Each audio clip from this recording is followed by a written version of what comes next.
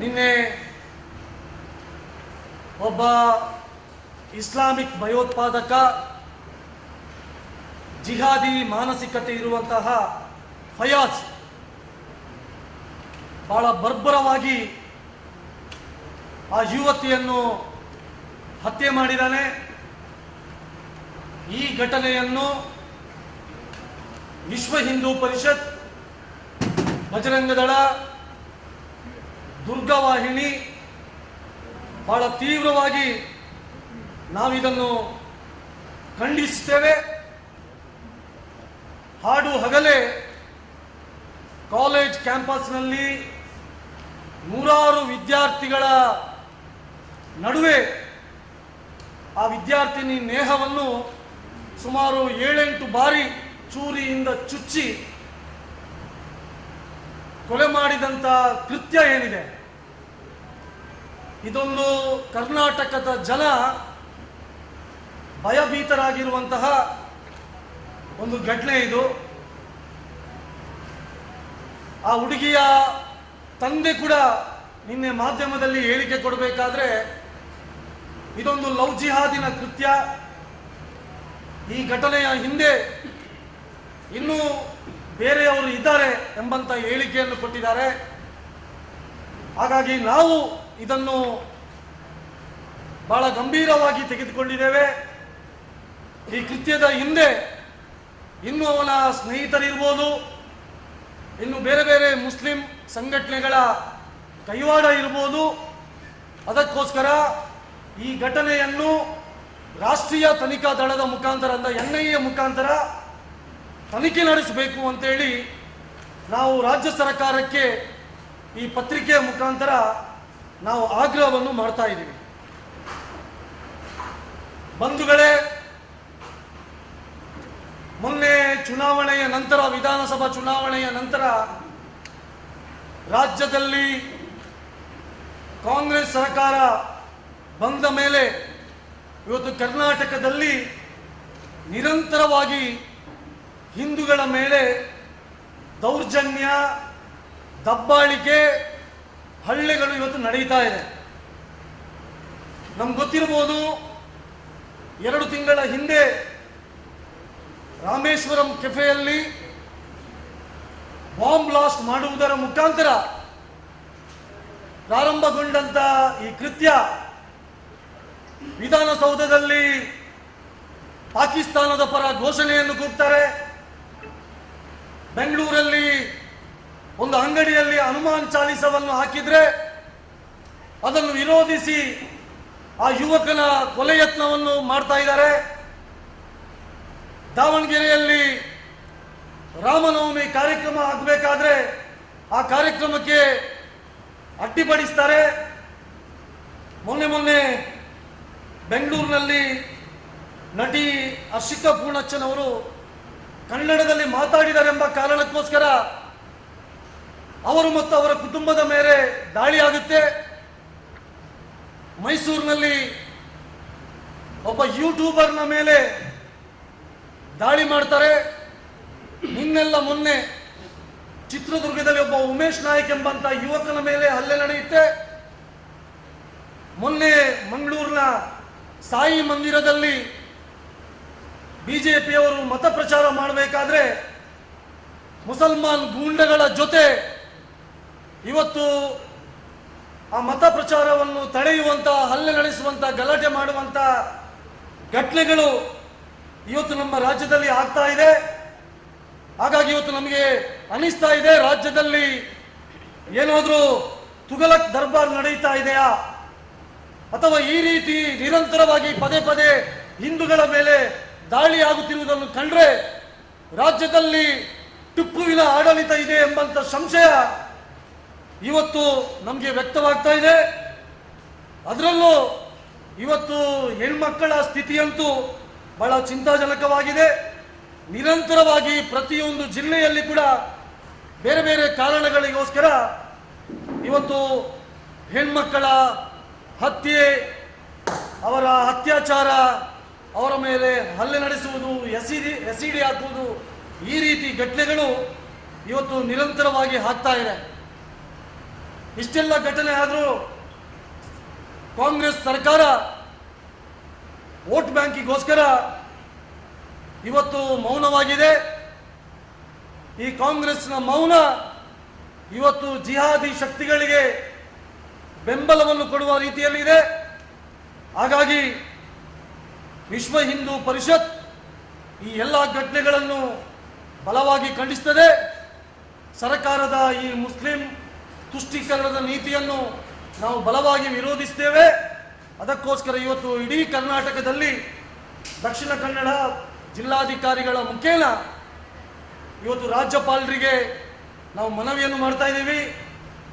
ಹಿಂದೂಗಳ ರಕ್ಷಣೆಯನ್ನು ಮಾಡಲು, ಹಿಂದೂಗಳಿಗೆ ಸೂಕ್ತವಾದಂಥ ರಕ್ಷಣೆಯನ್ನು ಒದಗಿಸಬೇಕು ಮತ್ತು ಯಾರೆಲ್ಲ ಸಂತ್ರಸ್ತರಿದ್ದಾರೆ ಅವರಿಗೆ ಸೂಕ್ತವಾದಂಥ ನ್ಯಾಯವನ್ನು ಕೊಡಬೇಕೆಂಬ ಹಿನ್ನೆಲೆಯಲ್ಲಿ ರಾಜ್ಯಪಾಲರಿಗೆ ನಾವು ಇವತ್ತು ಮನವಿಯನ್ನು ಇವತ್ತು ಸಲ್ಲಿಸ್ತಾ ಇದ್ದೇವೆ.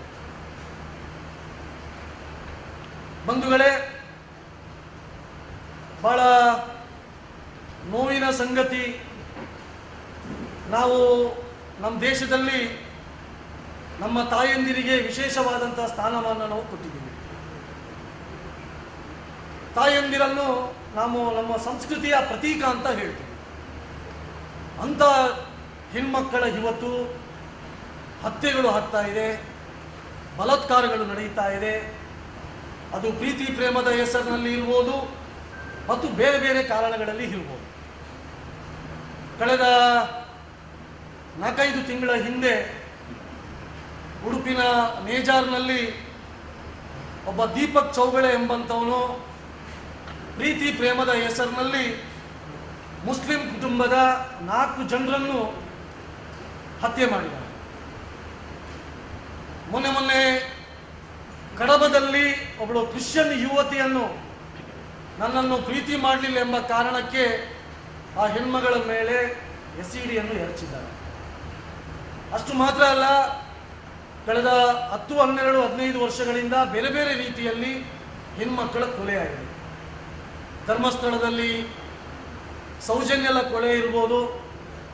ಆ ಸೌಜನ್ಯಲ ಕೊಲೆಯಿಂದ ನಿನ್ನೆ ನಡೆದಂಥ ಹುಬ್ಳಿಯಲ್ಲಿ ವಿದ್ಯಾರ್ಥಿನಿ ನೇಹಳ ಕೊಲೆ ಇರ್ಬೋದು. ಹಾಗಾಗಿ ಇವತ್ತು ಹೆಣ್ಮಕ್ಕಳಿಗೆ ರಕ್ಷಣೆಯ ಅವಶ್ಯಕತೆ ಇದೆ.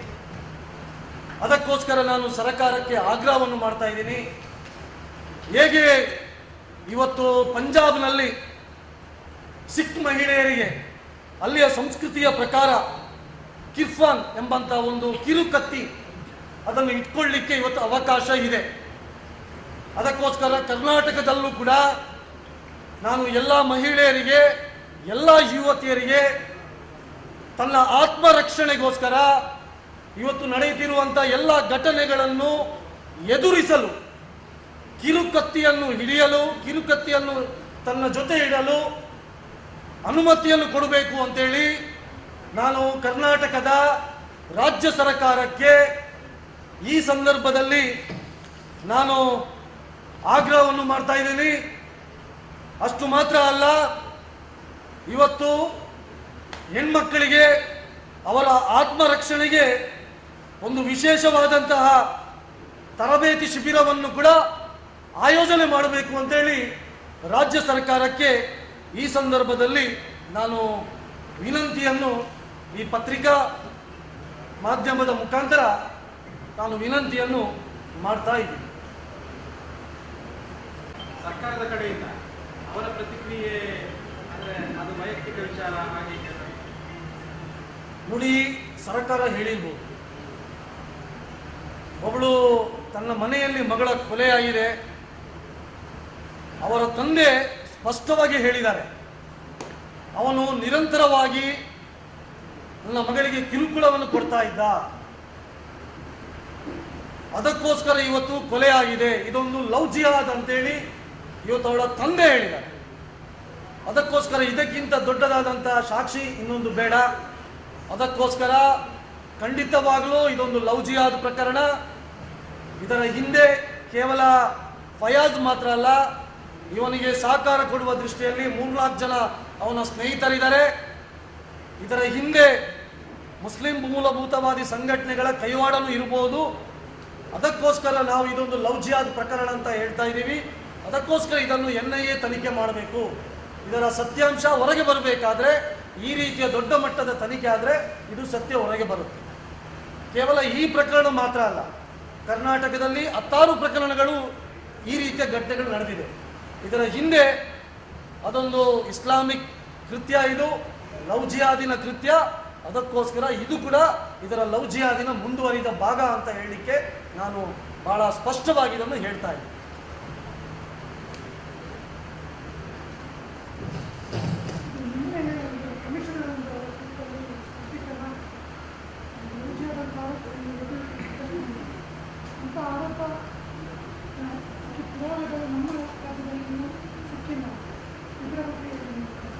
ನೋಡಿ, ಒಂದು ಲವ್ ಜಿಹಾದಿಗೆ ಸಂಬಂಧಪಟ್ಟಂತೆ ಸಾಕಷ್ಟು ಯುವತಿಯರು, ಅವರ ಮನೆಯವರು, ಸಾಕಷ್ಟು ಪ್ರಕರಣಗಳು ನಮ್ಮ ಕಣ್ಣ ಮುಂದೆ ಬಂದಿದೆ.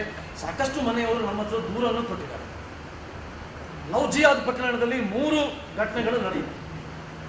ಪ್ರೀತಿ ಪ್ರೇಮದ ಹೆಸರಿನಲ್ಲಿ ಹಿಂದೂ ಯುವತಿಯರನ್ನು ಇಸ್ಲಾಮಿಗೆ ಮತಾಂತರ ಮಾಡುವಂಥ ಒಂದು ಷಡ್ಯಂತ್ರ ಇದೆ. ಅವರ ಷಡ್ಯಂತ್ರಕ್ಕೆ ಒಂದ ಹೆಣ್ಮಗಳ ಹತ್ಯೆ ಆಗುತ್ತೆ, ಒಂದ ಆ ಹೆಣ್ಮಗಳು ಇಸ್ಲಾಮಿಗೆ ಮತಾಂತರ ಆಗ್ತಾಳೆ, ಒಂದ ಆ ಹೆಣ್ಮಗಳು ಅವರ ಬ್ಲ್ಯಾಕ್ ಮೇಲ್ ತಂತ್ರಕ್ಕೆ ಬಲಿಯಾಗ್ತಾಳೆ. ಇದು ಇವತ್ತು ನಾವು ಇಷ್ಟು ಪ್ರಕರಣಗಳಲ್ಲಿ ಕಂಡಂತ ಸತ್ಯಾಸತ್ಯತೆ. ಇವತ್ತು ಬೇರೆ ಘಟನೆಗಳು ಬೇಡ. ಉಳ್ಳಾಳದಲ್ಲಿ ಒಬ್ಬಳು ದೀಪ್ತಿ ಅಂದಂಥ ಹೆಣ್ಮಗಳನ್ನು, ದೊಡ್ಡ ಶ್ರೀಮಂತ ಕುಟುಂಬ ಅವರು, ಒಬ್ಬ ಮುಸಲ್ಮಾನ ಯುವಕ, ಅದು ಸಹ ನಮ್ಮ ಉಳ್ಳಾಳದ ಮಾಜಿ ಇದೀನಬ್ಬನವರ ಶಾಸಕರಾದ ಮಾಜಿ ಇದೀನಬ್ಬನವರ ಶಾಸಕರಾದ ಮೊಮ್ಮಗವರು ಪ್ರೀತಿ ಪ್ರೇಮದ ನಾಟಕ ಮಾಡಿ ಅವಳನ್ನು ಮದುವೆ ಆಗ್ತಾಳೆ. ಇವತ್ತು ಎಲ್ಲಿದ್ದಾಳೆ ಅವಳು? ಇವತ್ತು NIA ತನಿಖೆಯ ಮುಖಾಂತರ ಜೈಲಲ್ಲಿದ್ದಾಳೆ. ಅಂದ್ರೆ ಯಾವಾಗ ಒಪ್ಪಿ ಮದುವೆ ಆಗ್ತಾಳೆ, ಮದುವೆ ಆದ ನಂತರ ಭಯೋತ್ಪಾದಕ ಘಟನೆಗಳಿಗೆ ಅವರನ್ನು ಉಪಯೋಗಿಸ್ತಾರೆ. ಮದುವೆಗೆ ನಿರಾಕರಿಸಿದರೆ ಈ ರೀತಿಯ ಕೊಲೆಗಳಾಗುತ್ತೆ. ಅಥವಾ ನಾವು ಮದುವೆಗೆ ಒಪ್ಪದಿದ್ರೆ ಅವಳದು ನಗ್ನ ವಿಡಿಯೋವನ್ನು ತೆಗೆಯುತ್ತಾರೆ, ಅದನ್ನು ಬ್ಲ್ಯಾಕ್ ಮೇಲ್ ತಂತ್ರ ಮಾಡಿಕೊಂಡು ಬಾಯಿ ಮುಚ್ಚಿಸುವಂಥ ಕೆಲಸವೂ ಕೂಡ ಇವತ್ತು ಹಲವಾರು ಪ್ರಕರಣಗಳಲ್ಲಿ ಇವತ್ತು ನಮ್ಮ ಕಣ್ಮುಂದೆ ಆಗಿದೆ. ಅಷ್ಟು ಮಾತ್ರ ಅಲ್ಲ, ಇವತ್ತು ಸಾಮಾಜಿಕ ಜಾಲತಾಣಗಳಲ್ಲಿ ತಮ್ಮ ಮುಸಲ್ಮಾನರ ಹೆಸರನ್ನು ಮರೆಮಾಚಿ ಹಿಂದೂಗಳ ಹೆಸರನ್ನು ಹಾಕಿಕೊಂಡು ತಾನು ಹಿಂದೂ ಎಂಬಂತೆ ಬಿಂಬಿಸಿ ಇವತ್ತು ಹಿಂದೂ ಹೆಣ್ಮಕ್ಕಳನ್ನು ಮತಾಂತರ ಮಾಡುವಂಥ, ಲವ್ ಜಿಹಾದ್ ಮಾಡುವಂಥ 100 ಘಟನೆಗಳು ಇವತ್ತು ನಮ್ಮ ದೇಶದಲ್ಲಿ, ನಮ್ಮ ಕರ್ನಾಟಕದಲ್ಲಿ, ನಮ್ಮ ಜಿಲ್ಲೆಯಲ್ಲಿ ಆಗಿದ್ದು ತಮ್ಮ ಕಣ್ಮುಂದೆ ಇದೆ. ಅದಕ್ಕೋಸ್ಕರ ಇದರ ಇರುವಂಥ ಒಂದೇ ಉದ್ದೇಶ, ಲವ್ ಜಿಹಾದಿನ ಮುಖಾಂತರ ಹೆಣ್ಮಕ್ಕಳನ್ನು ಪ್ರೀತಿ ಪ್ರೇಮದ ಹೆಸರಿನಲ್ಲಿ ಇಸ್ಲಾಮಿಗೆ ಮತಾಂತರ ಮಾಡುವಂಥ ಷಡ್ಯಂತ್ರ. ಮತಾಂತರ ಆದಮೇಲೆ ಭಯೋತ್ಪಾದಕ ಅಥವಾ ಇನ್ಯಾವುದೋ ಕಾರಣಕ್ಕೂ ಆ ಹೆಣ್ಮಕ್ಕಳನ್ನು ಉಪಯೋಗ ಮಾಡುತ್ತಿರುವುದು ಇವತ್ತು ಸ್ಪಷ್ಟವಾಗಿ ಕೇವಲ ನಾವು ಮಾತ್ರ ಹೇಳಿದಲ್ಲ, ಇವತ್ತು ಕೇರಳದ ಹೈಕೋರ್ಟ್ ಹೇಳಿದೆ, ಸುಪ್ರೀಂ ಕೋರ್ಟಲ್ಲಿ ಇದು ಕೂಡ ಚರ್ಚೆ ಆಗಿದೆ. ಇವತ್ತು ನಮ್ಮ ಕರ್ನಾಟಕದಲ್ಲಿ ಮಾತ್ರ ಅಲ್ಲ, ಇವತ್ತು ಇಡೀ ದೇಶದಲ್ಲಿ ಲವ್ ಜಿಹಾದ್ ಬಗ್ಗೆ ದೊಡ್ಡ ಚರ್ಚೆ ಆಗ್ತಾ ಇದೆ, ದೊಡ್ಡ ಗಲಾಟೆಗಳಾಗಿದೆ. ಉತ್ತರ ಪ್ರದೇಶದಲ್ಲಂತೂ ಈ ಲವ್ ಜಿಹಾದ್ ಬಗ್ಗೆ ಬಹಳ ಚರ್ಚೆಯಾಗಿ ಒಂದು ದೊಡ್ಡದಾದಂಥ ಕಾನೂನನ್ನು ತರಬೇಕು ಎಂಬಂಥ ರೀತಿಯಲ್ಲೂ ಕೂಡ ಬೇರೆ ಬೇರೆ ರಾಜ್ಯಗಳಲ್ಲಿ ಇವತ್ತು ಸರ್ಕಾರಗಳು ಪ್ರಯತ್ನವನ್ನು ಮಾಡ್ತಾ ಇದೆ.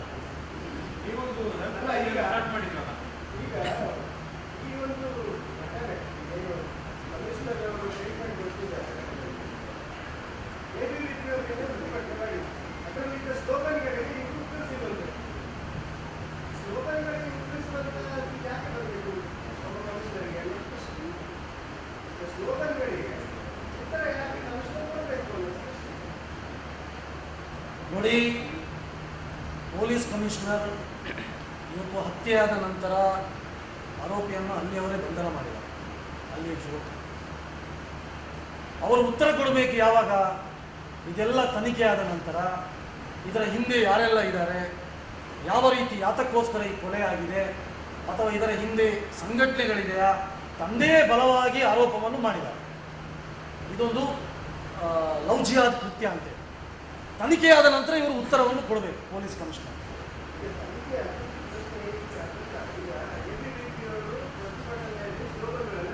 ಏನು ಸ್ಲೋಗನ್ ಕೂಗಿದ್ದಾರೆ? ಲವ್ ಜಿಯಾಗಿದೆ, ಹೆಣ್ಣು ಮಕ್ಕಳಿಗೆ ರಕ್ಷಣೆ ಇಲ್ಲ, ಆ ಥರದ್ದೆಲ್ಲ ಸ್ಲೋಗನ್ಸ್ ಹೇಳಿದೆ. ಅದಕ್ಕೆ ಅನುಷ್ಠಾನಗೊಳಿಸಿ ಯಾಕೆ ಅಲ್ಲ, ನಾನು ಅದೇ ಹೇಳ್ತಿರೋದು, ಪೊಲೀಸ್ ಕಮಿಷನರ್ಗೆ ಆ ಸ್ಲೋಗನ್ನ ಯಾಕೆ ಕೊಟ್ಟಿರಬಹುದು ಅಂತ. ಇಲ್ಲ, ನನಗೆ ಅದು ಗೊತ್ತಿಲ್ಲ, ಏನು ಯಾವ ರೀತಿ ಅವರು ಕೊಟ್ಟಿದ್ದಾರೆ ಏನು ಹೇಳಿಕೆ ನಾನು ನೋಡಲಿಲ್ಲ. ಹೇಳಿದರೆ ನಾನು ಕೇಳಿದೆ ಅವರು ಸ್ಪಷ್ಟೀಕರಣ ಕೊಟ್ಟಿದ್ದಾರೆ ಏನು ಅಂತೇಳಿ. ಅಂಥದ್ದು ಕೇಸ್ ಆಗಿಲ್ಲ ನಮ್ಮಲ್ಲಿ ಅಧಿಕೃತವಾಗಿ ಅಂದರೆ ಲವ್ ಜಿಹಾದ್ ಪ್ರಕರಣ ಆಗಲಿಲ್ಲ ಅಂತೇಳಿ. ನಾನು ಅದನ್ನೇ ಹೇಳ್ತಿರೋದು, ಅದನ್ನೇ. ಏಕಾಏಕಿ ಹೇಳಿಕೆ ಬರಲ್ಲ, ತನಿಖೆ ನಡೆಸಿ. ಇದರ ಹಿಂದೆ ಯಾರ್ಯಾರು ಇದ್ದಾರೆ, ಅವರ ಸ್ನೇಹಿತರು ಯಾರಿದ್ದಾರೆ, ಯಾತಕ್ಕೋಸ್ಕರ ನಮಗೆ ಬಂದ ಮಾಹಿತಿ ಪ್ರಕಾರ 2 ವರ್ಷದ ಹಿಂದೆ ಅವಳ ಹಿಂದೆ ಇದ್ದಾನೆ ಎಂಬಂತ ಮಾಹಿತಿಯು ಬರ್ತಾ ಇದೆ.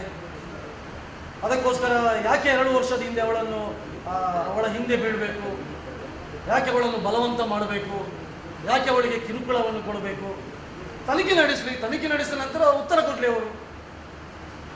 ಮತ್ತೆ ABP ಅವರು ಯಾಕೆ ಇದನ್ನು ಪ್ರತಿಭಟನೆ ಯಾಕೆ ಮಾಡ್ತಾರೆ, ಕಣ್ಣೆದುರು ಆಗ್ತಾ ಇದೆ. 1-2 ಘಟನೆಗಳಲ್ಲ, ಇದು 10 ಘಟನೆಗಳು ಇವತ್ತು ರಾಜ್ಯದಲ್ಲಿ ಆಗಿದೆ. ಅದಕ್ಕೋಸ್ಕರ ಪ್ರತಿಭಟನೆ ಮಾಡುವುದು ಸಹಜ. ಆ ಪ್ರತಿಭಟನೆ ಮಾಡುವುದು ಯಾಕೆಂದ್ರೆ ನಮ್ಮ ವಿದ್ಯಾರ್ಥಿನಿ ಕೊಲೆ ಆಗಿದ್ದಾರೆ, ಹತ್ಯೆ ಆಗಿದೆ ಬರ್ಬರವಾಗಿ. ಎಲ್ಲ ಕಾಲೇಜು ವಿದ್ಯಾರ್ಥಿನಿ ಎದುರುಗಡೆ ಈ ರೀತಿ ಹತ್ಯೆ ಮಾಡುವುದಂದ್ರೆ ಇದು ಕಾನೂನು ಎಲ್ಲಿ ಹೋಗ್ತಾ ಇದೆ, ಕಾನೂನಿನ ಸುವ್ಯವಸ್ಥೆ. ಮತ್ತೆ ನಿಮ್ಮಲ್ಲಿ ಒಂದು ಹೆಲ್ಪ್ಲೈನ್ ಮಾಡಿದ್ರು ಆ ದಿವಸ, ಅದಕ್ಕೆ ಎಷ್ಟು ಕಾಲ್ ಬಂದಿದೆ ಅಥವಾ ನೀವು ಎಷ್ಟು ಅದನ್ನು ಅಟೆಂಡ್ ಮಾಡಿದ್ದೀರಿ? ಇವತ್ತು ಸಾಕಷ್ಟು ಹೆಲ್ಪ್ಲೈನಲ್ಲಿ ಸಾಕಷ್ಟು ದೂರುಗಳು ಬರ್ತಾ ಇದೆ. ಆ ದೂರನ್ನು ನಾವು ಯಾರಿಗೆ ತಲುಪಿಸಬೇಕು, ಪೊಲೀಸ್ ಅಧಿಕಾರಿಗಳಿಗೆ ತಲುಪಿಸುವಂಥ ಕೆಲಸವನ್ನು ಮಾಡ್ತಾ ಇದ್ದೇವೆ.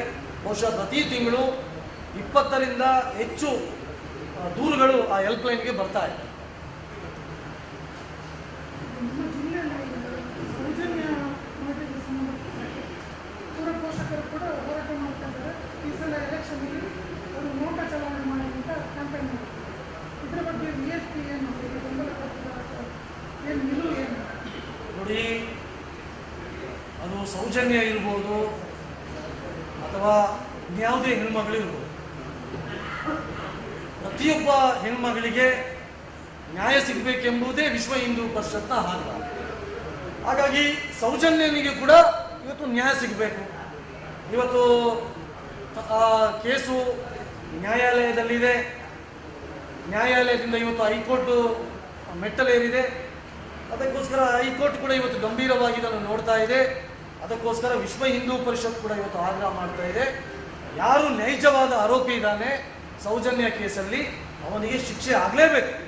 ಇದು ವಿಶ್ವ ಹಿಂದೂ ಪರಿಷತ್ನ ಆಗ್ರಹ. ಓಟ ಅಭಿಯಾನದ ಬಗ್ಗೆ ಈ ಚುನಾವಣೆ ಸಂದರ್ಭದಲ್ಲಿ ಓಟ ಮಾಡಿದರೆ ಅದಕ್ಕೆ ನ್ಯಾಯ ಸಿಗುವ ಸಾಧ್ಯತೆ ಇದೆಯಾ? ನೋಡಿ, ನನಗೆ ಗೊತ್ತಿಲ್ಲ ಅವರು ಯಾವ ಅಭಿಯಾನದ ಮುಖಾಂತರ ಅದಕ್ಕೆ ನ್ಯಾಯ ಸಿಗ್ತದೆ ಎಂಬ ದೃಷ್ಟಿಯಿಂದ ಅಭಿಯಾನವನ್ನು ಕೈಗೊಂಡಿದ್ದಾರೆ. ದೇಶ ಪ್ರಜಾಪ್ರಭುತ್ವದಲ್ಲಿ ನೋಟಕ್ಕೂ ಕೂಡ ಒಂದು ವ್ಯವಸ್ಥೆಯನ್ನು ಚುನಾವಣೆ ಕೊಟ್ಟಿದೆ. ಹಾಗಾಗಿ ಅವರು ಅವರ ಅಭಿಪ್ರಾಯವನ್ನು ವ್ಯಕ್ತ ಮಾಡಿದ್ದಾರೆ. ಬಹುಶಃ ನೋಡೋಣ, ಚುನಾವಣೆ ಆಗಲಿ, ಗೊತ್ತಾಗುತ್ತೆ ಯಾವ ರೀತಿ ಅವ್ರದ್ದು ಅಭಿಯಾನ ನಡೆದಿದೆ, ಯಾವ ರೀತಿ ನಡೀತಾ ಇದೆ.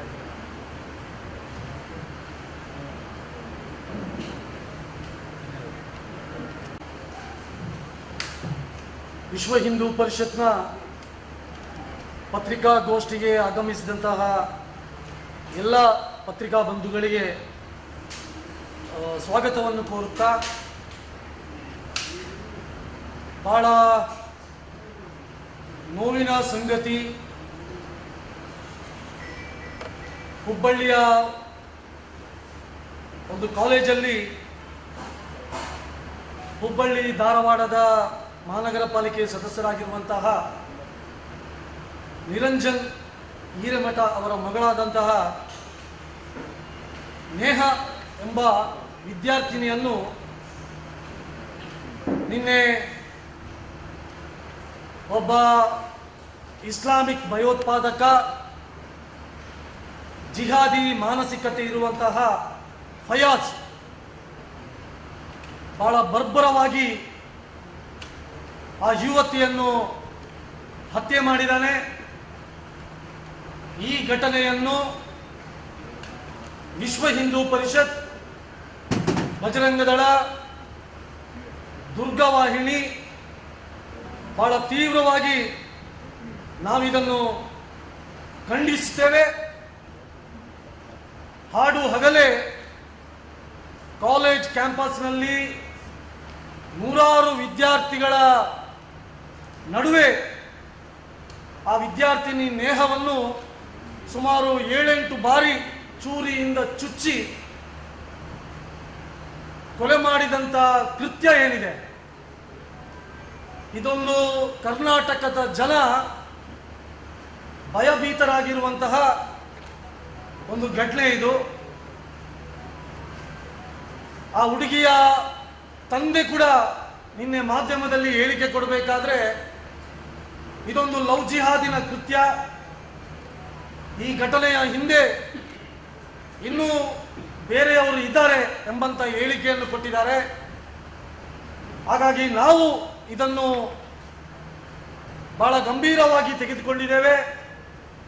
ಈ ಕೃತ್ಯದ ಹಿಂದೆ ಇನ್ನು ಅವನ ಸ್ನೇಹಿತರಿರ್ಬೋದು, ಇನ್ನು ಬೇರೆ ಬೇರೆ ಮುಸ್ಲಿಂ ಸಂಘಟನೆಗಳ ಕೈವಾಡ ಇರ್ಬೋದು. ಅದಕ್ಕೋಸ್ಕರ ಈ ಘಟನೆಯನ್ನು ರಾಷ್ಟ್ರೀಯ ತನಿಖಾ ದಳದ ಮುಖಾಂತರ ಅಂದರೆ NIA ಮುಖಾಂತರ ತನಿಖೆ ನಡೆಸಬೇಕು ಅಂತೇಳಿ ನಾವು ರಾಜ್ಯ ಸರ್ಕಾರಕ್ಕೆ ಈ ಪತ್ರಿಕೆಯ ಮುಖಾಂತರ ನಾವು ಆಗ್ರಹವನ್ನು ಮಾಡ್ತಾ ಇದ್ದೀವಿ. ಬಂಧುಗಳೇ, ಮೊನ್ನೆ ಚುನಾವಣೆಯ ನಂತರ, ವಿಧಾನಸಭಾ ಚುನಾವಣೆಯ ನಂತರ ರಾಜ್ಯದಲ್ಲಿ ಕಾಂಗ್ರೆಸ್ ಸರ್ಕಾರ ಬಂದ ಮೇಲೆ ಇವತ್ತು ಕರ್ನಾಟಕದಲ್ಲಿ ನಿರಂತರವಾಗಿ ಹಿಂದೂಗಳ ಮೇಲೆ ದೌರ್ಜನ್ಯ, ದಬ್ಬಾಳಿಕೆ, ಹಲ್ಲೆಗಳು ಇವತ್ತು ನಡೀತಾ ಇದೆ. ನಮ್ಗೆ ಗೊತ್ತಿರ್ಬೋದು, 2 ತಿಂಗಳ ಹಿಂದೆ ರಾಮೇಶ್ವರಂ ಕೆಫೆಯಲ್ಲಿ ಬಾಂಬ್ ಬ್ಲಾಸ್ಟ್ ಮಾಡುವುದರ ಮುಖಾಂತರ ಪ್ರಾರಂಭಗೊಂಡಂತ ಈ ಕೃತ್ಯ ವಿಧಾನಸೌಧದಲ್ಲಿ ಪಾಕಿಸ್ತಾನದ ಪರ ಘೋಷಣೆಯನ್ನು ಕೂಗ್ತಾರೆ. ಬೆಂಗಳೂರಲ್ಲಿ ಒಂದು ಅಂಗಡಿಯಲ್ಲಿ ಹನುಮಾನ್ ಚಾಲಿಸವನ್ನು ಹಾಕಿದ್ರೆ ಅದನ್ನು ವಿರೋಧಿಸಿ ಆ ಯುವಕನ ಕೊಲೆ ಯತ್ನವನ್ನು ಮಾಡ್ತಾ ಇದ್ದಾರೆ. ದಾವಣಗೆರೆಯಲ್ಲಿ ರಾಮನವಮಿ ಕಾರ್ಯಕ್ರಮ ಆಗಬೇಕಾದ್ರೆ ಆ ಕಾರ್ಯಕ್ರಮಕ್ಕೆ ಅಡ್ಡಿಪಡಿಸ್ತಾರೆ. ಮೊನ್ನೆ ಬೆಂಗಳೂರಿನಲ್ಲಿ ನಟಿ ಹರ್ಷಿಕಾ ಪೂರ್ಣಚ್ಚನವರು ಕನ್ನಡದಲ್ಲಿ ಮಾತಾಡಿದರೆಂಬ ಕಾರಣಕ್ಕೋಸ್ಕರ ಅವರು ಮತ್ತು ಅವರ ಕುಟುಂಬದ ಮೇಲೆ ದಾಳಿಯಾಗುತ್ತೆ. ಮೈಸೂರಿನಲ್ಲಿ ಒಬ್ಬ ಯೂಟ್ಯೂಬರ್ನ ಮೇಲೆ ದಾಳಿ ಮಾಡ್ತಾರೆ. ಮೊನ್ನೆ ಚಿತ್ರದುರ್ಗದಲ್ಲಿ ಒಬ್ಬ ಉಮೇಶ್ ನಾಯಕ್ ಎಂಬಂತ ಯುವಕನ ಮೇಲೆ ಹಲ್ಲೆ ನಡೆಯುತ್ತೆ. ಮೊನ್ನೆ ಮಂಗಳೂರಿನ ಸಾಯಿ ಮಂದಿರದಲ್ಲಿ ಬಿಜೆಪಿಯವರು ಮತ ಪ್ರಚಾರ ಮಾಡಬೇಕಾದ್ರೆ ಮುಸಲ್ಮಾನ್ ಗೂಂಡಗಳ ಜೊತೆ ಇವತ್ತು ಆ ಮತ ಪ್ರಚಾರವನ್ನು ತಡೆಯುವಂತ, ಹಲ್ಲೆ ನಡೆಸುವಂತ, ಗಲಾಟೆ ಮಾಡುವಂತ ಘಟನೆಗಳು ಇವತ್ತು ನಮ್ಮ ರಾಜ್ಯದಲ್ಲಿ ಆಗ್ತಾ ಇದೆ. ಹಾಗಾಗಿ ಇವತ್ತು ನಮಗೆ ಅನಿಸ್ತಾ ಇದೆ, ರಾಜ್ಯದಲ್ಲಿ ಏನಾದರೂ ತುಘಲಕ್ ದರ್ಬಾರ್ ನಡೀತಾ ಇದೆಯಾ, ಅಥವಾ ಈ ರೀತಿ ನಿರಂತರವಾಗಿ ಪದೇ ಪದೇ ಹಿಂದೂಗಳ ಮೇಲೆ ದಾಳಿ ಆಗುತ್ತಿರುವುದನ್ನು ಕಂಡ್ರೆ ರಾಜ್ಯದಲ್ಲಿ ಟಿಪ್ಪುವಿನ ಆಡಳಿತ ಇದೆ ಎಂಬಂತ ಸಂಶಯ ಇವತ್ತು ನಮಗೆ ವ್ಯಕ್ತವಾಗ್ತಾ ಇದೆ. ಅದರಲ್ಲೂ ಇವತ್ತು ಹೆಣ್ಮಕ್ಕಳ ಸ್ಥಿತಿಯಂತೂ ಬಹಳ ಚಿಂತಾಜನಕವಾಗಿದೆ. ನಿರಂತರವಾಗಿ ಪ್ರತಿಯೊಂದು ಜಿಲ್ಲೆಯಲ್ಲಿ ಕೂಡ ಬೇರೆ ಬೇರೆ ಕಾರಣಗಳಿಗೋಸ್ಕರ ಇವತ್ತು ಹೆಣ್ಮಕ್ಕಳ ಹತ್ಯೆ, ಅವರ ಅತ್ಯಾಚಾರ, ಅವರ ಮೇಲೆ ಹಲ್ಲೆ ನಡೆಸುವುದು, ಎಸಿಡಿ ಹಾಕುವುದು, ಈ ರೀತಿ ಘಟನೆಗಳು ಇವತ್ತು ನಿರಂತರವಾಗಿ ಆಗ್ತಾ ಇದೆ. ಇಷ್ಟೆಲ್ಲ ಘಟನೆ ಆದರೂ ಕಾಂಗ್ರೆಸ್ ಸರ್ಕಾರ ವೋಟ್ ಬ್ಯಾಂಕಿಗೋಸ್ಕರ ಇವತ್ತು ಮೌನವಾಗಿದೆ. ಈ ಕಾಂಗ್ರೆಸ್ನ ಮೌನ ಇವತ್ತು ಜಿಹಾದಿ ಶಕ್ತಿಗಳಿಗೆ ಬೆಂಬಲವನ್ನು ಕೊಡುವ ರೀತಿಯಲ್ಲಿದೆ. ಹಾಗಾಗಿ ವಿಶ್ವ ಹಿಂದೂ ಪರಿಷತ್ ಈ ಎಲ್ಲ ಘಟನೆಗಳನ್ನು ಬಲವಾಗಿ ಖಂಡಿಸುತ್ತದೆ. ಸರ್ಕಾರದ ಈ ಮುಸ್ಲಿಂ ತುಷ್ಟೀಕರಣದ ನೀತಿಯನ್ನು ನಾವು ಬಲವಾಗಿ ವಿರೋಧಿಸುತ್ತೇವೆ. ಅದಕ್ಕೋಸ್ಕರ ಇವತ್ತು ಇಡೀ ಕರ್ನಾಟಕದಲ್ಲಿ ದಕ್ಷಿಣ ಕನ್ನಡ ಜಿಲ್ಲಾಧಿಕಾರಿಗಳ ಮುಖೇನ ಇವತ್ತು ರಾಜ್ಯಪಾಲರಿಗೆ ನಾವು ಮನವಿಯನ್ನು ಮಾಡ್ತಾ ಇದ್ದೀವಿ. ಹಿಂದೂಗಳ ರಕ್ಷಣೆಯನ್ನು ಮಾಡಲು, ಹಿಂದೂಗಳಿಗೆ ಸೂಕ್ತವಾದಂಥ ರಕ್ಷಣೆಯನ್ನು ಒದಗಿಸಬೇಕು ಮತ್ತು ಯಾರೆಲ್ಲ ಸಂತ್ರಸ್ತರಿದ್ದಾರೆ ಅವರಿಗೆ ಸೂಕ್ತವಾದಂಥ ನ್ಯಾಯವನ್ನು ಕೊಡಬೇಕೆಂಬ ಹಿನ್ನೆಲೆಯಲ್ಲಿ ರಾಜ್ಯಪಾಲರಿಗೆ ನಾವು ಇವತ್ತು ಮನವಿಯನ್ನು ಇವತ್ತು ಸಲ್ಲಿಸ್ತಾ ಇದ್ದೇವೆ. ಬಂಧುಗಳೇ, ಬಹಳ ನೋವಿನ ಸಂಗತಿ, ನಾವು ನಮ್ಮ ದೇಶದಲ್ಲಿ ನಮ್ಮ ತಾಯಂದಿರಿಗೆ ವಿಶೇಷವಾದಂಥ ಸ್ಥಾನಮಾನ ನಾವು ಕೊಟ್ಟಿದ್ದೀವಿ.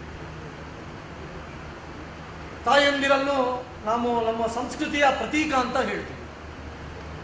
ಅಂಥ ಹೆಣ್ಮಕ್ಕಳ ಇವತ್ತು ಹತ್ಯೆಗಳು ಆಗ್ತಾ ಇದೆ, ಬಲಾತ್ಕಾರಗಳು ನಡೆಯುತ್ತಾ ಇದೆ. ಅದು ಪ್ರೀತಿ ಪ್ರೇಮದ ಹೆಸರಿನಲ್ಲಿ ಇರ್ಬೋದು ಮತ್ತು ಬೇರೆ ಬೇರೆ ಕಾರಣಗಳಲ್ಲಿ ಇರ್ಬೋದು. ಕಳೆದ 4-5 ತಿಂಗಳ ಹಿಂದೆ ಉಡುಪಿನ ನೇಜಾರ್ನಲ್ಲಿ ಒಬ್ಬ ದೀಪಕ್ ಚೌಗಳೆ ಎಂಬಂಥವನು ಪ್ರೀತಿ ಪ್ರೇಮದ ಹೆಸರಿನಲ್ಲಿ ಮುಸ್ಲಿಂ ಕುಟುಂಬದ 4 ಜನರನ್ನು ಹತ್ಯೆ ಮಾಡಿದ್ದಾರೆ. ಮೊನ್ನೆ ಕಡಬದಲ್ಲಿ ಒಬ್ಬಳು ಕ್ರಿಶ್ಚಿಯನ್ ಯುವತಿಯನ್ನು ನನ್ನನ್ನು ಪ್ರೀತಿ ಮಾಡಲಿಲ್ಲ ಎಂಬ ಕಾರಣಕ್ಕೆ ಆ ಹೆಣ್ಮಗಳ ಮೇಲೆ ಎಸಿಡಿಯನ್ನು ಎರಚಿದ್ದಾರೆ. ಅಷ್ಟು ಮಾತ್ರ ಅಲ್ಲ, ಕಳೆದ 10, 12, 15 ವರ್ಷಗಳಿಂದ ಬೇರೆ ಬೇರೆ ರೀತಿಯಲ್ಲಿ ಹೆಣ್ಮಕ್ಕಳ ಕೊಲೆಯಾಗಿದೆ. ಧರ್ಮಸ್ಥಳದಲ್ಲಿ ಸೌಜನ್ಯಲ ಕೊಲೆ ಇರ್ಬೋದು. ಆ ಸೌಜನ್ಯಲ ಕೊಲೆಯಿಂದ ನಿನ್ನೆ ನಡೆದಂಥ ಹುಬ್ಳಿಯಲ್ಲಿ ವಿದ್ಯಾರ್ಥಿನಿ ನೇಹಳ ಕೊಲೆ ಇರ್ಬೋದು. ಹಾಗಾಗಿ ಇವತ್ತು ಹೆಣ್ಮಕ್ಕಳಿಗೆ ರಕ್ಷಣೆಯ ಅವಶ್ಯಕತೆ ಇದೆ. ಅದಕ್ಕೋಸ್ಕರ ನಾನು ಸರ್ಕಾರಕ್ಕೆ ಆಗ್ರಹವನ್ನು ಮಾಡ್ತಾ ಇದ್ದೀನಿ.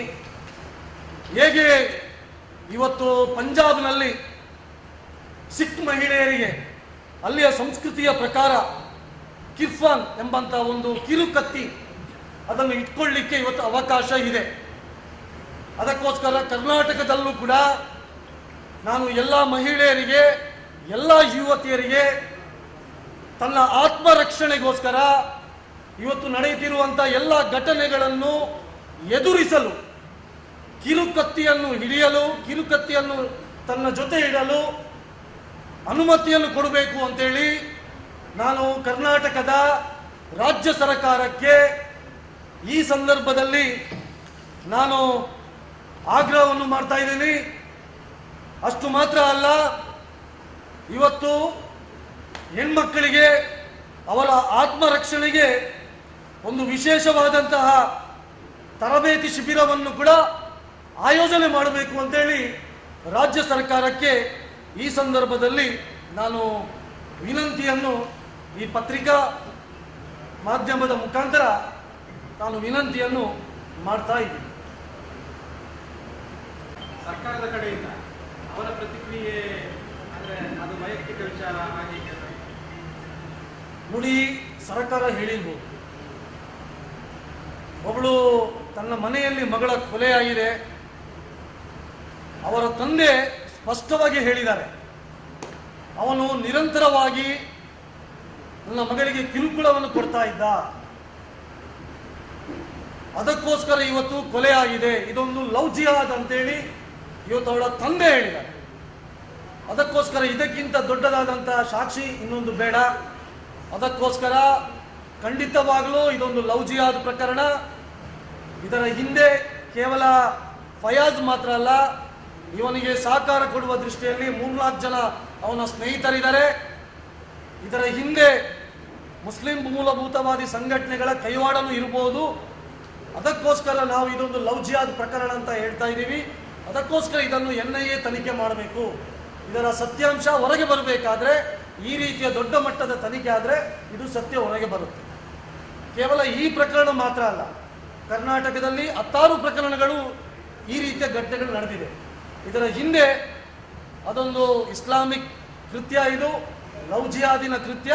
ಅದಕ್ಕೋಸ್ಕರ ಇದು ಕೂಡ ಇದರ ಲವ್ ಜಿಹಾದಿನ ಮುಂದುವರಿದ ಭಾಗ ಅಂತ ಹೇಳಲಿಕ್ಕೆ ನಾನು ಬಹಳ ಸ್ಪಷ್ಟವಾಗಿ ಇದನ್ನು ಹೇಳ್ತಾ ಇದ್ದೀನಿ.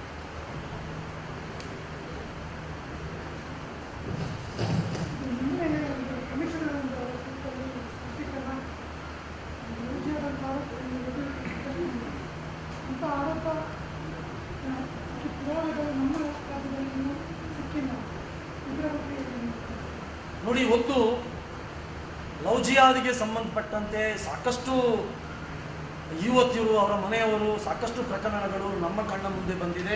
ಸಾಕಷ್ಟು ಮನೆಯವರು ನಮ್ಮ ಹತ್ರ ದೂರನ್ನು ಕೊಟ್ಟಿದ್ದಾರೆ. ಲವ್ ಜಿಹಾದ್ ಪ್ರಕರಣದಲ್ಲಿ 3 ಘಟನೆಗಳು ನಡೆಯಿತು.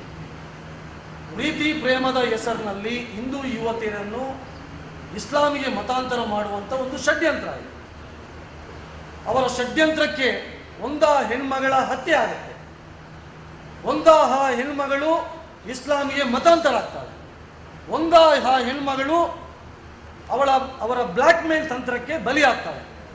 ಇದು ಇವತ್ತು ನಾವು ಇಷ್ಟೂ ಪ್ರಕರಣಗಳಲ್ಲಿ ಕಂಡಂಥ ಸತ್ಯಾಸತ್ಯತೆ. ಇವತ್ತು ಬೇರೆ ಘಟನೆಗಳು ಬೇಡ. ಉಳ್ಳಾಳದಲ್ಲಿ ಒಬ್ಬಳು ದೀಪ್ತಿ ಅಂದಂಥ ಹೆಣ್ಮಗಳನ್ನು, ದೊಡ್ಡ ಶ್ರೀಮಂತ ಕುಟುಂಬ ಅವರು, ಒಬ್ಬ ಮುಸಲ್ಮಾನ ಯುವಕ, ಅದು ಸಹ ನಮ್ಮ ಉಳ್ಳಾಳದ ಮಾಜಿ ಇದೀನಬ್ಬನವರ ಶಾಸಕರಾದ ಶಾಸಕರಾದ ಮೊಮ್ಮಗವರು ಪ್ರೀತಿ ಪ್ರೇಮದ ನಾಟಕ ಮಾಡಿ ಅವಳನ್ನು ಮದುವೆ ಆಗ್ತಾಳೆ. ಇವತ್ತು ಎಲ್ಲಿದ್ದಾಳೆ ಅವಳು? ಇವತ್ತು NIA ತನಿಖೆಯ ಮುಖಾಂತರ ಜೈಲಲ್ಲಿದ್ದಾಳೆ. ಅಂದರೆ ಯಾವಾಗ ಒಪ್ಪಿ ಮದುವೆ ಆಗ್ತಾಳೆ, ಮದುವೆ ಆದ ನಂತರ ಭಯೋತ್ಪಾದಕ ಘಟನೆಗಳಿಗೆ ಅವರನ್ನು ಉಪಯೋಗಿಸ್ತಾರೆ. ಮದುವೆಗೆ ನಿರಾಕರಿಸಿದರೆ ಈ ರೀತಿಯ ಕೊಲೆಗಳಾಗುತ್ತೆ.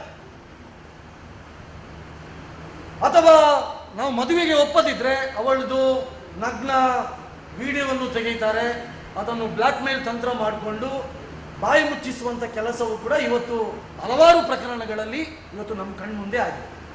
ಅಷ್ಟು ಮಾತ್ರ ಅಲ್ಲ, ಇವತ್ತು ಸಾಮಾಜಿಕ ಜಾಲತಾಣಗಳಲ್ಲಿ ತಮ್ಮ ಮುಸಲ್ಮಾನರ ಹೆಸರನ್ನು ಮರೆಮಾಚಿ ಹಿಂದೂಗಳ ಹೆಸರನ್ನು ಹಾಕಿಕೊಂಡು ತಾನು ಹಿಂದೂ ಎಂಬಂತೆ ಬಿಂಬಿಸಿ ಇವತ್ತು ಹಿಂದೂ ಹೆಣ್ಮಕ್ಕಳನ್ನು ಮತಾಂತರ ಮಾಡುವಂಥ, ಲವ್ ಜಿಹಾದ್ ಮಾಡುವಂಥ ನೂರಾರು ಘಟನೆಗಳು ಇವತ್ತು ನಮ್ಮ ದೇಶದಲ್ಲಿ, ನಮ್ಮ ಕರ್ನಾಟಕದಲ್ಲಿ, ನಮ್ಮ ಜಿಲ್ಲೆಯಲ್ಲಿ ಆಗಿದ್ದು ತಮ್ಮ ಕಣ್ಮುಂದೆ ಇದೆ. ಅದಕ್ಕೋಸ್ಕರ ಇದರ ಇರುವಂಥ ಒಂದೇ ಉದ್ದೇಶ, ಲವ್ ಜಿಹಾದಿನ ಮುಖಾಂತರ ಹೆಣ್ಮಕ್ಕಳನ್ನು ಪ್ರೀತಿ ಪ್ರೇಮದ ಹೆಸರಿನಲ್ಲಿ ಇಸ್ಲಾಮಿಗೆ ಮತಾಂತರ ಮಾಡುವಂಥ ಷಡ್ಯಂತ್ರ. ಮತಾಂತರ ಆದಮೇಲೆ ಭಯೋತ್ಪಾದಕ ಅಥವಾ ಇನ್ಯಾವುದೋ ಕಾರಣಕ್ಕೂ ಆ ಹೆಣ್ಮಕ್ಕಳನ್ನು ಉಪಯೋಗ ಮಾಡುತ್ತಿರುವುದು ಇವತ್ತು ಸ್ಪಷ್ಟವಾಗಿ ಕೇವಲ ನಾವು ಮಾತ್ರ ಹೇಳಿದಲ್ಲ, ಇವತ್ತು ಕೇರಳದ ಹೈಕೋರ್ಟ್ ಹೇಳಿದೆ, ಸುಪ್ರೀಂ ಕೋರ್ಟಲ್ಲಿ ಇದು ಕೂಡ ಚರ್ಚೆ ಆಗಿದೆ. ಇವತ್ತು ನಮ್ಮ ಕರ್ನಾಟಕದಲ್ಲಿ ಮಾತ್ರ ಅಲ್ಲ, ಇವತ್ತು ಇಡೀ ದೇಶದಲ್ಲಿ ಲವ್ ಜಿಹಾದ್ ಬಗ್ಗೆ ದೊಡ್ಡ ಚರ್ಚೆ ಆಗ್ತಾ ಇದೆ, ದೊಡ್ಡ ಗಲಾಟೆಗಳಾಗಿದೆ. ಉತ್ತರ ಪ್ರದೇಶದಲ್ಲಂತೂ ಈ ಲವ್ ಜಿಹಾದ್ ಬಗ್ಗೆ ಬಹಳ ಚರ್ಚೆ ಆಗಿ ಒಂದು ದೊಡ್ಡದಾದಂಥ ಕಾನೂನನ್ನು ತರಬೇಕು ಎಂಬಂಥ ರೀತಿಯಲ್ಲೂ ಕೂಡ ಬೇರೆ ಬೇರೆ ರಾಜ್ಯಗಳಲ್ಲಿ ಇವತ್ತು ಸರ್ಕಾರಗಳು ಪ್ರಯತ್ನವನ್ನು ಮಾಡ್ತಾ ಇದೆ. ಈ ಒಂದು ಸ್ಟಾರ್ಟ್ ಮಾಡಿದ್ರಲ್ಲ, ಈಗ ಈ ಒಂದು ಘಟನೆ ಕಮಿಷನರ್ ಅವರು ಸ್ಟೇಟ್ಮೆಂಟ್ ಕೊಡ್ತಿದ್ದಾರೆ. ABVP ಅವರಿಗೆ ಪ್ರತಿಭಟನೆ ಮಾಡಿ ಅದರಲ್ಲಿ ಸ್ಲೋಗನ್ಗಳಿಗೆ ಉತ್ತರಿಸಿ ಬಂದರು. ಸ್ಲೋಗನ್ಗಳಿಗೆ ಉತ್ತರಿಸುವಂತ ಯಾಕೆ ಬರಬೇಕು ಕಮಿಷನರ್ಗೆ? ಸ್ಲೋಗನ್ಗಳಿಗೆ ಉತ್ತರ ಯಾಕೆ ಕಮಿಷನರ್ ಕೊಡಬೇಕು? ನೋಡಿ, ಪೊಲೀಸ್ ಕಮಿಷನರ್ ಇವತ್ತು ಹತ್ಯೆಯಾದ ನಂತರ ಆರೋಪಿಯನ್ನು ಅಲ್ಲಿಯವರೇ ಬಂಧನ ಮಾಡಿದ್ದಾರೆ. ಅಲ್ಲಿಯ ಯುವಕ ಅವರು ಉತ್ತರ ಕೊಡಬೇಕು ಯಾವಾಗ? ಇದೆಲ್ಲ ತನಿಖೆ ಆದ ನಂತರ ಇದರ ಹಿಂದೆ ಯಾರೆಲ್ಲ ಇದ್ದಾರೆ, ಯಾವ ರೀತಿ ಯಾತಕ್ಕೋಸ್ಕರ ಈ ಕೊಲೆ ಆಗಿದೆ, ಅಥವಾ ಇದರ ಹಿಂದೆ ಸಂಘಟನೆಗಳಿದೆಯಾ, ತಂದೆ ಬಲವಾಗಿ ಆರೋಪವನ್ನು ಮಾಡಿದ್ದಾರೆ. ಇದೊಂದು ಲವ್ ಜಿಹಾದ್ ಕೃತ್ಯ ಅಂತೆ. ತನಿಖೆಯಾದ ನಂತರ ಇವರು ಉತ್ತರವನ್ನು ಕೊಡಬೇಕು ಪೊಲೀಸ್ ಕಮಿಷನರ್.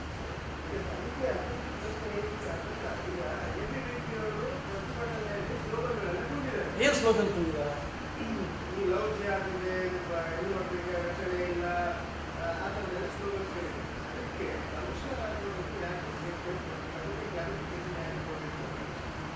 ಅಲ್ಲ, ನಾನು ಅದೇ ಹೇಳ್ತಿರೋದು, ಪೊಲೀಸ್ ಕಮಿಷನರ್ಗೆ ಆ ಸ್ಲೋಗನ್ನ ಯಾಕೆ ಕೊಟ್ಟಿರಬಹುದು ಅಂತ. ಇಲ್ಲ, ನನಗೆ ಅದು ಗೊತ್ತಿಲ್ಲ, ಏನು ಯಾವ ರೀತಿ ಅವರು ಕೊಟ್ಟಿದ್ದಾರೆ ಏನು ಹೇಳಿಕೆ ನಾನು ನೋಡಲಿಲ್ಲ. ಹೇಳಿದರೆ ನಾವು ಕೇಳಬೇಕು. ಅವರು ಸ್ಪಷ್ಟೀಕರಣ ಕೊಟ್ಟಿದ್ದಾರೆ. ಏನು ಅಂತೇಳಿ? ಅಂಥದ್ದು ಕೇಸ್ ಆಗಿಲ್ಲ ನಮ್ಮಲ್ಲಿ ಅಧಿಕೃತವಾಗಿ. ಅಂದರೆ ಲವ್ ಜಿಹಾದ್ ಪ್ರಕರಣ ಆಗಲಿಲ್ಲ ಅಂತೇಳಿ ನಾನು ಅದನ್ನೇ ಹೇಳ್ತಿರೋದು. ಅದನ್ನೇ ಏಕಾಏಕಿ ಹೇಳಿಕೆ ಬರಲ್ಲ. ತನಿಖೆ ನಡೆಸಿ, ಇದರ ಹಿಂದೆ ಯಾರ್ಯಾರು ಇದ್ದಾರೆ, ಅವರ ಸ್ನೇಹಿತರು ಯಾರಿದ್ದಾರೆ, ಯಾತಕ್ಕೋಸ್ಕರ ನಮಗೆ ಬಂದ ಮಾಹಿತಿ ಪ್ರಕಾರ 2 ವರ್ಷದ ಹಿಂದೆ ಅವಳ ಹಿಂದೆ ಇದ್ದಾನೆ ಎಂಬಂಥ ಮಾಹಿತಿ ಬರ್ತಾ ಇದೆ. ಅದಕ್ಕೋಸ್ಕರ ಯಾಕೆ 2 ವರ್ಷದ ಹಿಂದೆ ಅವಳನ್ನು ಅವಳ ಹಿಂದೆ ಬೀಳಬೇಕು, ಯಾಕೆ ಅವಳನ್ನು ಬಲವಂತ ಮಾಡಬೇಕು, ಯಾಕೆ ಅವಳಿಗೆ ಕಿರುಕುಳವನ್ನು ಕೊಡಬೇಕು? ತನಿಖೆ ನಡೆಸಲಿ, ತನಿಖೆ ನಡೆಸಿದ ನಂತರ ಉತ್ತರ ಕೊಡಲಿ ಅವರು. ಮತ್ತೆ ABP ಅವರು ಯಾಕೆ ಇದನ್ನು ಪ್ರತಿಭಟನೆ ಯಾಕೆ ಮಾಡ್ತಾರೆ? ಕಣ್ಣೆದುರು ಆಗ್ತಾ ಇದೆ. 1-2 ಘಟನೆಗಳಲ್ಲ, ಇದು 16 ಘಟನೆಗಳು ಇವತ್ತು ರಾಜ್ಯದಲ್ಲಿ ಆಗಿದೆ. ಅದಕ್ಕೋಸ್ಕರ ಪ್ರತಿಭಟನೆ ಮಾಡುವುದು ಸಹಜ. ಆ ಪ್ರತಿಭಟನೆ ಮಾಡುವುದು ಯಾಕೆಂದ್ರೆ ನಮ್ಮ ವಿದ್ಯಾರ್ಥಿನಿ ಕೊಲೆ ಆಗಿದ್ದಾರೆ, ಹತ್ಯೆ ಆಗಿದೆ ಬರ್ಬರವಾಗಿ. ಎಲ್ಲ ಕಾಲೇಜು ವಿದ್ಯಾರ್ಥಿನ ಎದುರುಗಡೆ ಈ ರೀತಿ ಹತ್ಯೆ ಮಾಡುವುದಂದ್ರೆ ಇದು ಕಾನೂನು ಎಲ್ಲಿ ಹೋಗ್ತಾ ಇದೆ? ಕಾನೂನಿನ ಸುವ್ಯವಸ್ಥೆ. ಮತ್ತೆ ನಿಮ್ಮಲ್ಲಿ ಒಂದು ಹೆಲ್ಪ್ಲೈನ್ ಮಾಡಿದ್ರು ಆ ದಿವಸ, ಅದಕ್ಕೆ ಎಷ್ಟು ಕಾಲ್ ಬಂದಿದೆ ಅಥವಾ ನೀವು ಎಷ್ಟು ಅದನ್ನ ಅಟೆಂಡ್ ಮಾಡಿದ್ದೀರಿ? ಇವತ್ತು ಸಾಕಷ್ಟು ಹೆಲ್ಪ್ಲೈನಲ್ಲಿ ಸಾಕಷ್ಟು ದೂರುಗಳು ಬರ್ತಾ ಇದೆ. ಆ ದೂರನ್ನು ನಾವು ಯಾರಿಗೆ ತಲುಪಿಸಬೇಕು, ಪೊಲೀಸ್ ಅಧಿಕಾರಿಗಳಿಗೆ ತಲುಪಿಸುವಂಥ ಕೆಲಸವನ್ನು ಮಾಡ್ತಾ ಇದ್ದೇವೆ. ಬಹುಶಃ ಪ್ರತಿ ತಿಂಗಳು 20ರಿಂದ ಹೆಚ್ಚು ದೂರುಗಳು ಆ ಹೆಲ್ಪ್ಲೈನ್ಗೆ ಬರ್ತಾ ಇದೆ. ನಮ್ಮ ಜಿಲ್ಲೆಯಲ್ಲಿ ಸೌಜನ್ಯ ನೋಟಿಗೆ ಸಂಬಂಧಪಟ್ಟಂತೆ ಪೂರ್ವ ಪೋಷಕರು ಕೂಡ ಹೋರಾಟ ಮಾಡ್ತಾ ಇದ್ದಾರೆ. ಈ ಸಲ ಎಲೆಕ್ಷನ್ಗೆ ಅವರು ನೋಟ ಚಲಾವಣೆ ಮಾಡೋದಂತ ಕ್ಯಾಂಪೇನ್ ಮಾಡ್ತಾರೆ. ಇದ್ರ ಬಗ್ಗೆ VSP ಏನು ಬೆಂಬಲ ಕೊಡ್ತಾರೆ, ಏನು ನಿಲುವು ಏನು? ನೋಡಿ, ಅದು ಸೌಜನ್ಯ ಇರ್ಬೋದು ಅಥವಾ ಯಾವುದೇ ಹೆಣ್ಮಗಳು ಇರ್ಬೋದು, ಪ್ರತಿಯೊಬ್ಬ ಹೆಣ್ಮಗಳಿಗೆ ನ್ಯಾಯ ಸಿಗಬೇಕೆಂಬುದೇ ವಿಶ್ವ ಹಿಂದೂ ಪರಿಷತ್ನ ಆಗ್ರಹ. ಹಾಗಾಗಿ ಸೌಜನ್ಯನಿಗೆ ಕೂಡ ಇವತ್ತು ನ್ಯಾಯ ಸಿಗಬೇಕು. ಇವತ್ತು ಕೇಸು ನ್ಯಾಯಾಲಯದಲ್ಲಿದೆ. ನ್ಯಾಯಾಲಯದಿಂದ ಇವತ್ತು ಹೈಕೋರ್ಟ್ ಮೆಟ್ಟಲೇರಿದೆ. ಅದಕ್ಕೋಸ್ಕರ ಹೈಕೋರ್ಟ್ ಕೂಡ ಇವತ್ತು ಗಂಭೀರವಾಗಿ ಇದನ್ನು ನೋಡ್ತಾ ಇದೆ. ಅದಕ್ಕೋಸ್ಕರ ವಿಶ್ವ ಹಿಂದೂ ಪರಿಷತ್ ಕೂಡ ಇವತ್ತು ಆಗ್ರಹ ಮಾಡ್ತಾ ಇದೆ. ಯಾರು ನೈಜವಾದ ಆರೋಪಿ ಇದ್ದಾನೆ ಸೌಜನ್ಯ ಕೇಸಲ್ಲಿ, ಅವನಿಗೆ ಶಿಕ್ಷೆ ಆಗಲೇಬೇಕು. ಇದು ವಿಶ್ವ ಹಿಂದೂ ಪರಿಷತ್ನ ಆಗ್ರಹ. ನೋಟ ಅಭಿಯಾನದ ಬಗ್ಗೆ, ಈ ಚುನಾವಣೆ ಸಂದರ್ಭದಲ್ಲಿ ನೋಟ ಮಾಡಿದರೆ ಅದಕ್ಕೆ ನ್ಯಾಯ ಸಿಗುವ ಸಾಧ್ಯತೆ ಇದೆಯಾ? ನೋಡಿ, ನನಗೆ ಗೊತ್ತಿಲ್ಲ ಅವರು ಯಾವ ಅಭಿಯಾನದ ಮುಖಾಂತರ ಅದಕ್ಕೆ ನ್ಯಾಯ ಸಿಗ್ತದೆ ಎಂಬ ದೃಷ್ಟಿಯಿಂದ ಅಭಿಯಾನವನ್ನು ಕೈಗೊಂಡಿದ್ದಾರೆ. ದೇಶ ಪ್ರಜಾಪ್ರಭುತ್ವದಲ್ಲಿ ನೋಟಕ್ಕೂ ಕೂಡ ಒಂದು ವ್ಯವಸ್ಥೆಯನ್ನು ಚುನಾವಣೆ ಕೊಟ್ಟಿದೆ. ಹಾಗಾಗಿ ಅವರು ಅವರ ಅಭಿಪ್ರಾಯವನ್ನು ವ್ಯಕ್ತ ಮಾಡಿದ್ದಾರೆ.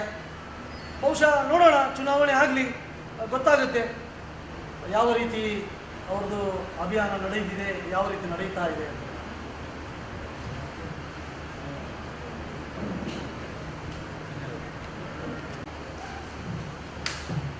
ವಿಶ್ವ ಹಿಂದೂ ಪರಿಷತ್ನ ಪತ್ರಿಕಾಗೋಷ್ಠಿಗೆ ಆಗಮಿಸಿದಂತಹ ಎಲ್ಲ ಪತ್ರಿಕಾ ಬಂಧುಗಳಿಗೆ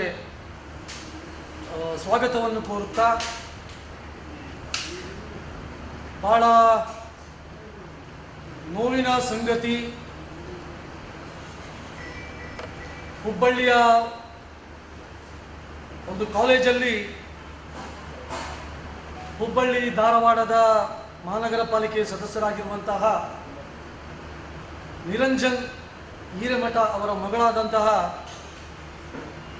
ನೇಹ ಎಂಬ ವಿದ್ಯಾರ್ಥಿನಿಯನ್ನು ನಿನ್ನೆ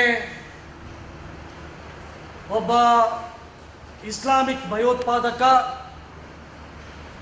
ಜಿಹಾದಿ ಮಾನಸಿಕತೆ ಇರುವಂತಹ ಫಯಾಜ್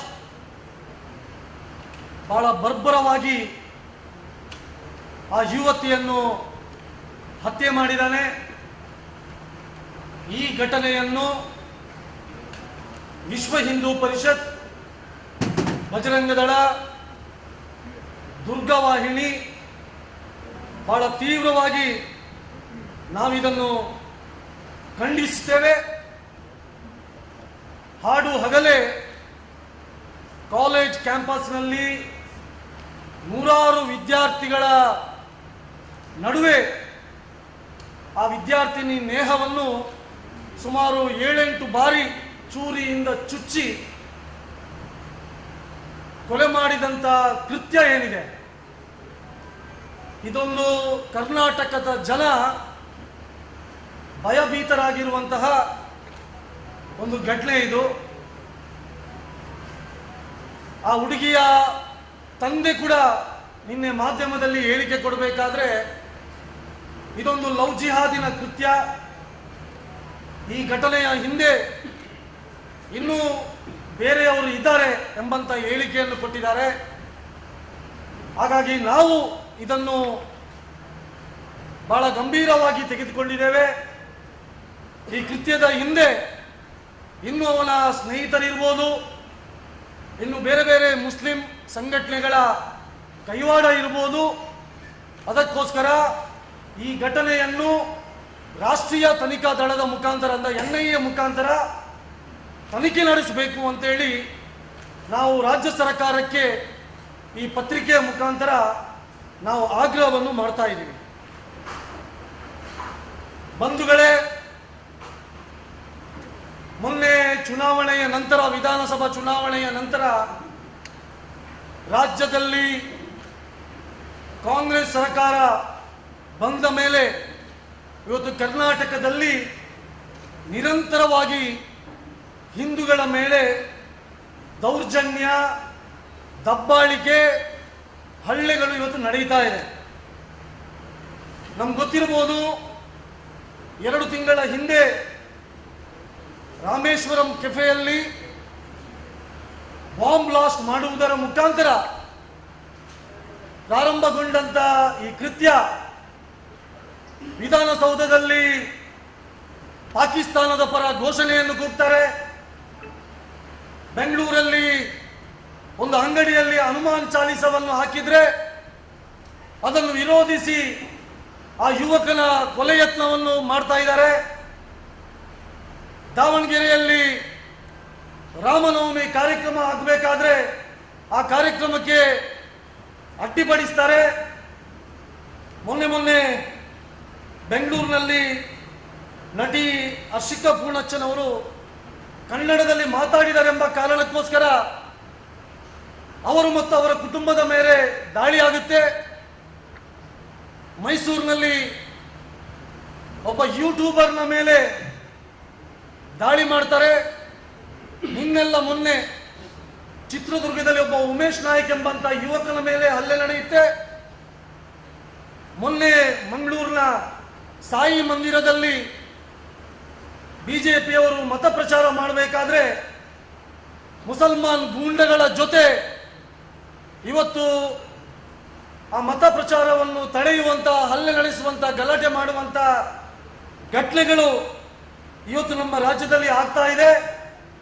ಹಾಗಾಗಿ ಇವತ್ತು ನಮಗೆ ಅನಿಸ್ತಾ ಇದೆ, ರಾಜ್ಯದಲ್ಲಿ ಏನಾದರೂ ತುಗಲಕ್ ದರ್ಬಾರ್ ನಡೀತಾ ಇದೆಯಾ, ಅಥವಾ ಈ ರೀತಿ ನಿರಂತರವಾಗಿ ಪದೇ ಪದೇ ಹಿಂದೂಗಳ ಮೇಲೆ ದಾಳಿ ಆಗುತ್ತಿರುವುದನ್ನು ಕಂಡ್ರೆ ರಾಜ್ಯದಲ್ಲಿ ಟಿಪ್ಪುವಿನ ಆಡಳಿತ ಇದೆ ಎಂಬಂತ ಸಂಶಯ ಇವತ್ತು ನಮಗೆ ವ್ಯಕ್ತವಾಗ್ತಾ ಇದೆ. ಅದರಲ್ಲೂ ಇವತ್ತು ಹೆಣ್ಮಕ್ಕಳ ಸ್ಥಿತಿಯಂತೂ ಬಹಳ ಚಿಂತಾಜನಕವಾಗಿದೆ.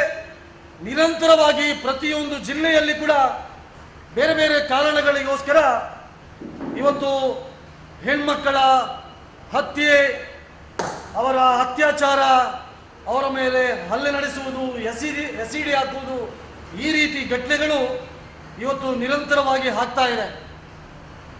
ಇಷ್ಟೆಲ್ಲ ಘಟನೆ ಆದರೂ ಕಾಂಗ್ರೆಸ್ ಸರ್ಕಾರ ವೋಟ್ ಬ್ಯಾಂಕಿಗೋಸ್ಕರ ಇವತ್ತು ಮೌನವಾಗಿದೆ. ಈ ಕಾಂಗ್ರೆಸ್ನ ಮೌನ ಇವತ್ತು ಜಿಹಾದಿ ಶಕ್ತಿಗಳಿಗೆ ಬೆಂಬಲವನ್ನು ಕೊಡುವ ರೀತಿಯಲ್ಲಿದೆ. ಹಾಗಾಗಿ ವಿಶ್ವ ಹಿಂದೂ ಪರಿಷತ್ ಈ ಎಲ್ಲ ಘಟನೆಗಳನ್ನು ಬಲವಾಗಿ ಖಂಡಿಸುತ್ತದೆ. ಸರ್ಕಾರದ ಈ ಮುಸ್ಲಿಂ ತುಷ್ಟೀಕರಣದ ನೀತಿಯನ್ನು ನಾವು ಬಲವಾಗಿ ವಿರೋಧಿಸ್ತೇವೆ. ಅದಕ್ಕೋಸ್ಕರ ಇವತ್ತು ಇಡೀ ಕರ್ನಾಟಕದಲ್ಲಿ ದಕ್ಷಿಣ ಕನ್ನಡ ಜಿಲ್ಲಾಧಿಕಾರಿಗಳ ಮುಖೇನ ಇವತ್ತು ರಾಜ್ಯಪಾಲರಿಗೆ ನಾವು ಮನವಿಯನ್ನು ಮಾಡ್ತಾ ಇದ್ದೀವಿ. ಹಿಂದೂಗಳ ರಕ್ಷಣೆಯನ್ನು ಮಾಡಲು, ಹಿಂದೂಗಳಿಗೆ ಸೂಕ್ತವಾದಂಥ ರಕ್ಷಣೆಯನ್ನು ಒದಗಿಸಬೇಕು ಮತ್ತು ಯಾರೆಲ್ಲ ಸಂತ್ರಸ್ತರಿದ್ದಾರೆ ಅವರಿಗೆ ಸೂಕ್ತವಾದಂಥ ನ್ಯಾಯವನ್ನು ಕೊಡಬೇಕೆಂಬ ಹಿನ್ನೆಲೆಯಲ್ಲಿ ರಾಜ್ಯಪಾಲರಿಗೆ ನಾವು ಇವತ್ತು ಮನವಿಯನ್ನು ಇವತ್ತು ಸಲ್ಲಿಸ್ತಾ ಇದ್ದೇವೆ. ಬಂಧುಗಳೇ, ಬಹಳ ನೋವಿನ ಸಂಗತಿ, ನಾವು ನಮ್ಮ ದೇಶದಲ್ಲಿ ನಮ್ಮ ತಾಯಂದಿರಿಗೆ ವಿಶೇಷವಾದಂಥ ಸ್ಥಾನಮಾನ ನಾವು ಕೊಟ್ಟಿದ್ದೀವಿ. ತಾಯಂದಿರನ್ನು ನಾವು ನಮ್ಮ ಸಂಸ್ಕೃತಿಯ ಪ್ರತೀಕ ಅಂತ ಹೇಳ್ತೀವಿ. ಅಂಥ ಹೆಣ್ಮಕ್ಕಳ ಇವತ್ತು ಹತ್ಯೆಗಳು ಆಗ್ತಾ ಇದೆ, ಬಲಾತ್ಕಾರಗಳು ನಡೀತಾ ಇದೆ. ಅದು ಪ್ರೀತಿ ಪ್ರೇಮದ ಹೆಸರಿನಲ್ಲಿ ಇರ್ಬೋದು ಮತ್ತು ಬೇರೆ ಬೇರೆ ಕಾರಣಗಳಲ್ಲಿ ಇರ್ಬೋದು. ಕಳೆದ 4-5 ತಿಂಗಳ ಹಿಂದೆ ಉಡುಪಿನ ನೇಜಾರ್ನಲ್ಲಿ ಒಬ್ಬ ದೀಪಕ್ ಚೌಗಳೆ ಎಂಬಂಥವನು ಪ್ರೀತಿ ಪ್ರೇಮದ ಹೆಸರಿನಲ್ಲಿ ಮುಸ್ಲಿಂ ಕುಟುಂಬದ 4 ಜನರನ್ನು ಹತ್ಯೆ ಮಾಡಿದ. ಮೊನ್ನೆ ಕಡಬದಲ್ಲಿ ಒಬ್ಬಳು ಕ್ರಿಶ್ಚಿಯನ್ ಯುವತಿಯನ್ನು ನನ್ನನ್ನು ಪ್ರೀತಿ ಮಾಡಲಿಲ್ಲ ಎಂಬ ಕಾರಣಕ್ಕೆ ಆ ಹೆಣ್ಮಗಳ ಮೇಲೆ ಎಸಿಡಿಯನ್ನು ಎರಚಿದ್ದಾರೆ. ಅಷ್ಟು ಮಾತ್ರ ಅಲ್ಲ, ಕಳೆದ 10, 12, 15 ವರ್ಷಗಳಿಂದ ಬೇರೆ ಬೇರೆ ರೀತಿಯಲ್ಲಿ ಹೆಣ್ಮಕ್ಕಳ ಕೊಲೆಯಾಗಿದೆ. ಧರ್ಮಸ್ಥಳದಲ್ಲಿ ಸೌಜನ್ಯಲ ಕೊಲೆ ಇರ್ಬೋದು.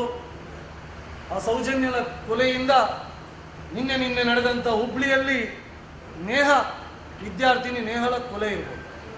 ಹಾಗಾಗಿ ಇವತ್ತು ಹೆಣ್ಮಕ್ಕಳಿಗೆ ರಕ್ಷಣೆ ಅವಶ್ಯಕತೆ ಇದೆ. ಅದಕ್ಕೋಸ್ಕರ ನಾನು ಸರ್ಕಾರಕ್ಕೆ ಆಗ್ರಹವನ್ನು ಮಾಡ್ತಾ ಇದ್ದೀನಿ.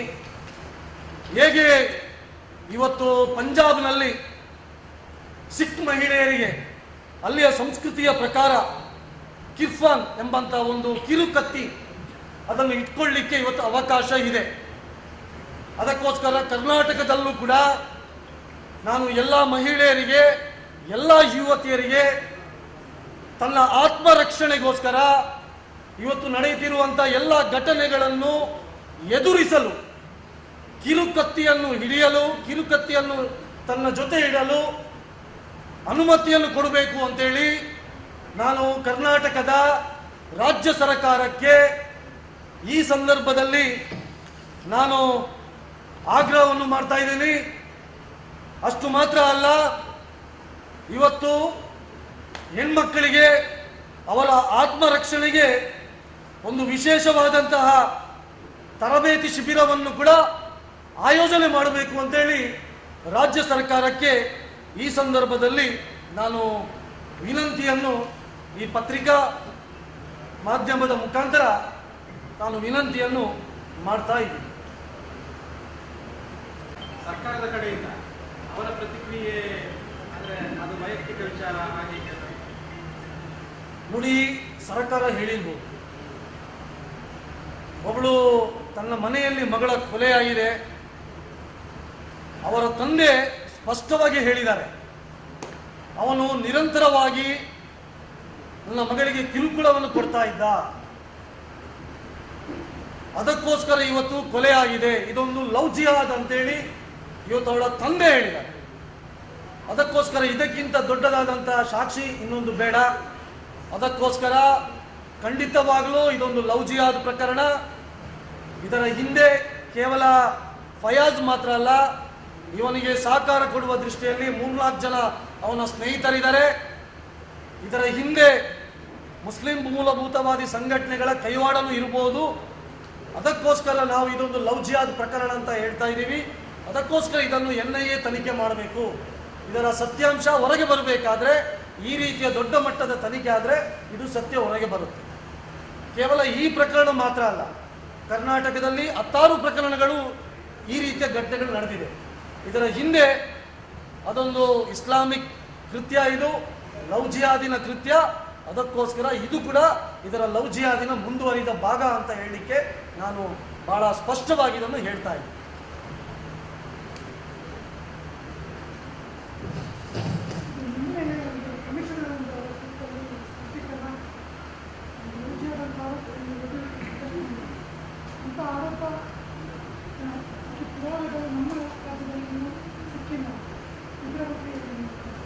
ನೋಡಿ, ಒಂದು ಲವ್ ಜಿಹಾದಿಗೆ ಸಂಬಂಧಪಟ್ಟಂತೆ ಸಾಕಷ್ಟು ಯುವತಿಯರು, ಅವರ ಮನೆಯವರು, ಸಾಕಷ್ಟು ಪ್ರಕರಣಗಳು ನಮ್ಮ ಕಣ್ಣ ಮುಂದೆ ಬಂದಿದೆ. ಸಾಕಷ್ಟು ಮನೆಯವರು ನಮ್ಮ ಹತ್ರ ದೂರನ್ನು ಕೊಟ್ಟಿದ್ದಾರೆ. ಲವ್ ಜಿಹಾದ್ ಪ್ರಕರಣದಲ್ಲಿ 3 ಘಟನೆಗಳು ನಡೆಯಿತು. ಪ್ರೀತಿ ಪ್ರೇಮದ ಹೆಸರಿನಲ್ಲಿ ಹಿಂದೂ ಯುವತಿಯರನ್ನು ಇಸ್ಲಾಮಿಗೆ ಮತಾಂತರ ಮಾಡುವಂಥ ಒಂದು ಷಡ್ಯಂತ್ರ ಇದೆ. ಅವರ ಷಡ್ಯಂತ್ರಕ್ಕೆ ಒಂದ ಹೆಣ್ಮಗಳ ಹತ್ಯೆ ಆಗುತ್ತೆ. ಒಂದ ಹೆಣ್ಮಗಳು ಇಸ್ಲಾಮಿಗೆ ಮತಾಂತರ ಆಗ್ತಾಳೆ. ಆ ಹೆಣ್ಮಗಳು ಅವರ ಬ್ಲ್ಯಾಕ್ ಮೇಲ್ ತಂತ್ರಕ್ಕೆ ಬಲಿಯಾಗ್ತಾಳೆ. ಇದು ಇವತ್ತು ನಾವು ಇಷ್ಟೂ ಪ್ರಕರಣಗಳಲ್ಲಿ ಕಂಡಂತ ಸತ್ಯಾಸತ್ಯತೆ. ಇವತ್ತು ಬೇರೆ ಘಟನೆಗಳು ಬೇಡ. ಉಳ್ಳಾಳದಲ್ಲಿ ಒಬ್ಬಳು ದೀಪ್ತಿ ಅಂದಂತ ಹೆಣ್ಮಗಳನ್ನು ದೊಡ್ಡ ಶ್ರೀಮಂತ ಕುಟುಂಬ ಅವರು, ಒಬ್ಬ ಮುಸಲ್ಮಾನ ಯುವಕ, ಅದು ಸಹ ನಮ್ಮ ಉಳ್ಳಾಳದ ಮಾಜಿ ಇದೀನಬ್ಬನವರ ಶಾಸಕರಾದ ಮಾಜಿ ಇದೀನಬ್ಬನವರ ಶಾಸಕರಾದ ಮೊಮ್ಮಗವರು ಪ್ರೀತಿ ಪ್ರೇಮದ ನಾಟಕ ಮಾಡಿ ಅವಳನ್ನು ಮದುವೆ ಆಗ್ತಾಳೆ. ಇವತ್ತು ಎಲ್ಲಿದ್ದಾಳೆ ಅವಳು? ಇವತ್ತು NIA ತನಿಖೆಯ ಮುಖಾಂತರ ಜೈಲಲ್ಲಿದ್ದಾಳೆ. ಅಂದ್ರೆ ಯಾವಾಗ ಒಪ್ಪಿ ಮದುವೆ ಆಗ್ತಾಳೆ, ಮದುವೆ ಆದ ನಂತರ ಭಯೋತ್ಪಾದಕ ಘಟನೆಗಳಿಗೆ ಅವರನ್ನು ಉಪಯೋಗಿಸ್ತಾರೆ. ಮದುವೆಗೆ ನಿರಾಕರಿಸಿದರೆ ಈ ರೀತಿಯ ಕೊಲೆಗಳಾಗುತ್ತೆ. ಅಥವಾ ನಾವು ಮದುವೆಗೆ ಒಪ್ಪದಿದ್ರೆ ಅವಳದು ನಗ್ನ ವಿಡಿಯೋವನ್ನು ತೆಗೆಯುತ್ತಾರೆ. ಅದನ್ನು ಬ್ಲ್ಯಾಕ್ ಮೇಲ್ ತಂತ್ರ ಮಾಡಿಕೊಂಡು ಬಾಯಿ ಮುಚ್ಚಿಸುವಂತ ಕೆಲಸವೂ ಕೂಡ ಇವತ್ತು ಹಲವಾರು ಪ್ರಕರಣಗಳಲ್ಲಿ ಇವತ್ತು ನಮ್ಮ ಕಣ್ಮುಂದೆ ಆಗಿದೆ. ಅಷ್ಟು ಮಾತ್ರ ಅಲ್ಲ, ಇವತ್ತು ಸಾಮಾಜಿಕ ಜಾಲತಾಣಗಳಲ್ಲಿ ತಮ್ಮ ಮುಸಲ್ಮಾನರ ಹೆಸರನ್ನು ಮರೆಮಾಚಿ ಹಿಂದೂಗಳ ಹೆಸರನ್ನು ಹಾಕಿಕೊಂಡು ತಾನು ಹಿಂದೂ ಎಂಬಂತೆ ಬಿಂಬಿಸಿ ಇವತ್ತು ಹಿಂದೂ ಹೆಣ್ಮಕ್ಕಳನ್ನು ಮತಾಂತರ ಮಾಡುವಂಥ, ಲವ್ ಜಿಹಾದ್ ಮಾಡುವಂಥ ನೂರಾರು ಘಟನೆಗಳು ಇವತ್ತು ನಮ್ಮ ದೇಶದಲ್ಲಿ, ನಮ್ಮ ಕರ್ನಾಟಕದಲ್ಲಿ, ನಮ್ಮ ಜಿಲ್ಲೆಯಲ್ಲಿ ಆಗಿದ್ದು ತಮ್ಮ ಕಣ್ಮುಂದೆ ಇದೆ. ಅದಕ್ಕೋಸ್ಕರ ಇದರ ಇರುವಂಥ ಒಂದೇ ಉದ್ದೇಶ, ಲವ್ ಜಿಹಾದಿನ ಮುಖಾಂತರ ಹೆಣ್ಮಕ್ಕಳನ್ನು ಪ್ರೀತಿ ಪ್ರೇಮದ ಹೆಸರಿನಲ್ಲಿ ಇಸ್ಲಾಮಿಗೆ ಮತಾಂತರ ಮಾಡುವಂಥ ಷಡ್ಯಂತ್ರ. ಮತಾಂತರ ಆದಮೇಲೆ ಭಯೋತ್ಪಾದಕ ಅಥವಾ ಇನ್ಯಾವುದೋ ಕಾರಣಕ್ಕೂ ಆ ಹೆಣ್ಮಕ್ಕಳನ್ನು ಉಪಯೋಗ ಮಾಡುತ್ತಿರುವುದು ಇವತ್ತು ಸ್ಪಷ್ಟವಾಗಿ ಕೇವಲ ನಾವು ಮಾತ್ರ ಹೇಳಿದಲ್ಲ, ಇವತ್ತು ಕೇರಳದ ಹೈಕೋರ್ಟ್ ಹೇಳಿದೆ, ಸುಪ್ರೀಂ ಕೋರ್ಟಲ್ಲಿ ಇದು ಕೂಡ ಚರ್ಚೆ ಆಗಿದೆ. ಇವತ್ತು ನಮ್ಮ ಕರ್ನಾಟಕದಲ್ಲಿ ಮಾತ್ರ ಅಲ್ಲ, ಇವತ್ತು ಇಡೀ ದೇಶದಲ್ಲಿ ಲವ್ ಜಿಹಾದ್ ಬಗ್ಗೆ ದೊಡ್ಡ ಚರ್ಚೆ ಆಗ್ತಾ ಇದೆ, ದೊಡ್ಡ ಗಲಾಟೆಗಳಾಗಿದೆ. ಉತ್ತರ ಪ್ರದೇಶದಲ್ಲಂತೂ ಈ ಲವ್ ಜಿಹಾದ್ ಬಗ್ಗೆ ಬಹಳ ಚರ್ಚೆ ಆಗಿ ಒಂದು ದೊಡ್ಡದಾದಂಥ ಕಾನೂನನ್ನು ತರಬೇಕು ಎಂಬಂಥ ರೀತಿಯಲ್ಲೂ ಕೂಡ ಬೇರೆ ಬೇರೆ ರಾಜ್ಯಗಳಲ್ಲಿ ಇವತ್ತು ಸರ್ಕಾರಗಳು ಪ್ರಯತ್ನವನ್ನು ಮಾಡ್ತಾ ಇದೆ. ಈ ಒಂದು ಈಗ ಅಲಾಟ್ ಮಾಡಿದ್ರಲ್ಲ, ಈಗ ಈ ಒಂದು ಘಟನೆ ಏನು ಕಮಿಷನರ್ ಅವರು ಸ್ಟೇಟ್ಮೆಂಟ್ ಕೊಟ್ಟಿದ್ದಾರೆ, ABVP ಅವರಿಗೆ ಪ್ರತಿಭಟನೆ ಮಾಡಿ ಅದರಲ್ಲಿ ಸ್ಲೋಗನ್ಗಳಿಗೆ ಉತ್ತರಿಸಿ ಬಂದರು. ಸ್ಲೋಗನ್ಗಳಿಗೆ ಉತ್ತರಿಸುವಂತ ಯಾಕೆ ಬರಬೇಕು ಒಬ್ಬ ಕಮಿಷನರ್ಗೆ? ಸ್ಲೋಗನ್ಗಳಿಗೆ ಉತ್ತರ ಯಾಕೆ ಕಮಿಷನರ್ ಕೊಡಬೇಕು ಅನ್ನೋದು ನೋಡಿ, ಪೊಲೀಸ್ ಕಮಿಷನರ್ ಇವತ್ತು ಹತ್ಯೆಯಾದ ನಂತರ ಆರೋಪಿಯನ್ನು ಅಲ್ಲಿಯವರೇ ಬಂಧನ ಮಾಡಿದ್ದಾರೆ. ಅಲ್ಲಿ ಯುವಕ ಅವರು ಉತ್ತರ ಕೊಡಬೇಕು ಯಾವಾಗ? ಇದೆಲ್ಲ ತನಿಖೆ ಆದ ನಂತರ ಇದರ ಹಿಂದೆ ಯಾರೆಲ್ಲ ಇದ್ದಾರೆ, ಯಾವ ರೀತಿ ಯಾತಕ್ಕೋಸ್ಕರ ಈ ಕೊಲೆ ಆಗಿದೆ, ಅಥವಾ ಇದರ ಹಿಂದೆ ಸಂಘಟನೆಗಳಿದೆಯಾ, ತಂದೆ ಬಲವಾಗಿ ಆರೋಪವನ್ನು ಮಾಡಿದ್ದಾರೆ. ಇದೊಂದು ಲವ್ ಜಿಹಾದ್ ಕೃತ್ಯ ಅಂತೇಳಿ ತನಿಖೆಯಾದ ನಂತರ ಇವರು ಉತ್ತರವನ್ನು ಕೊಡಬೇಕು ಪೊಲೀಸ್ ಕಮಿಷನರ್.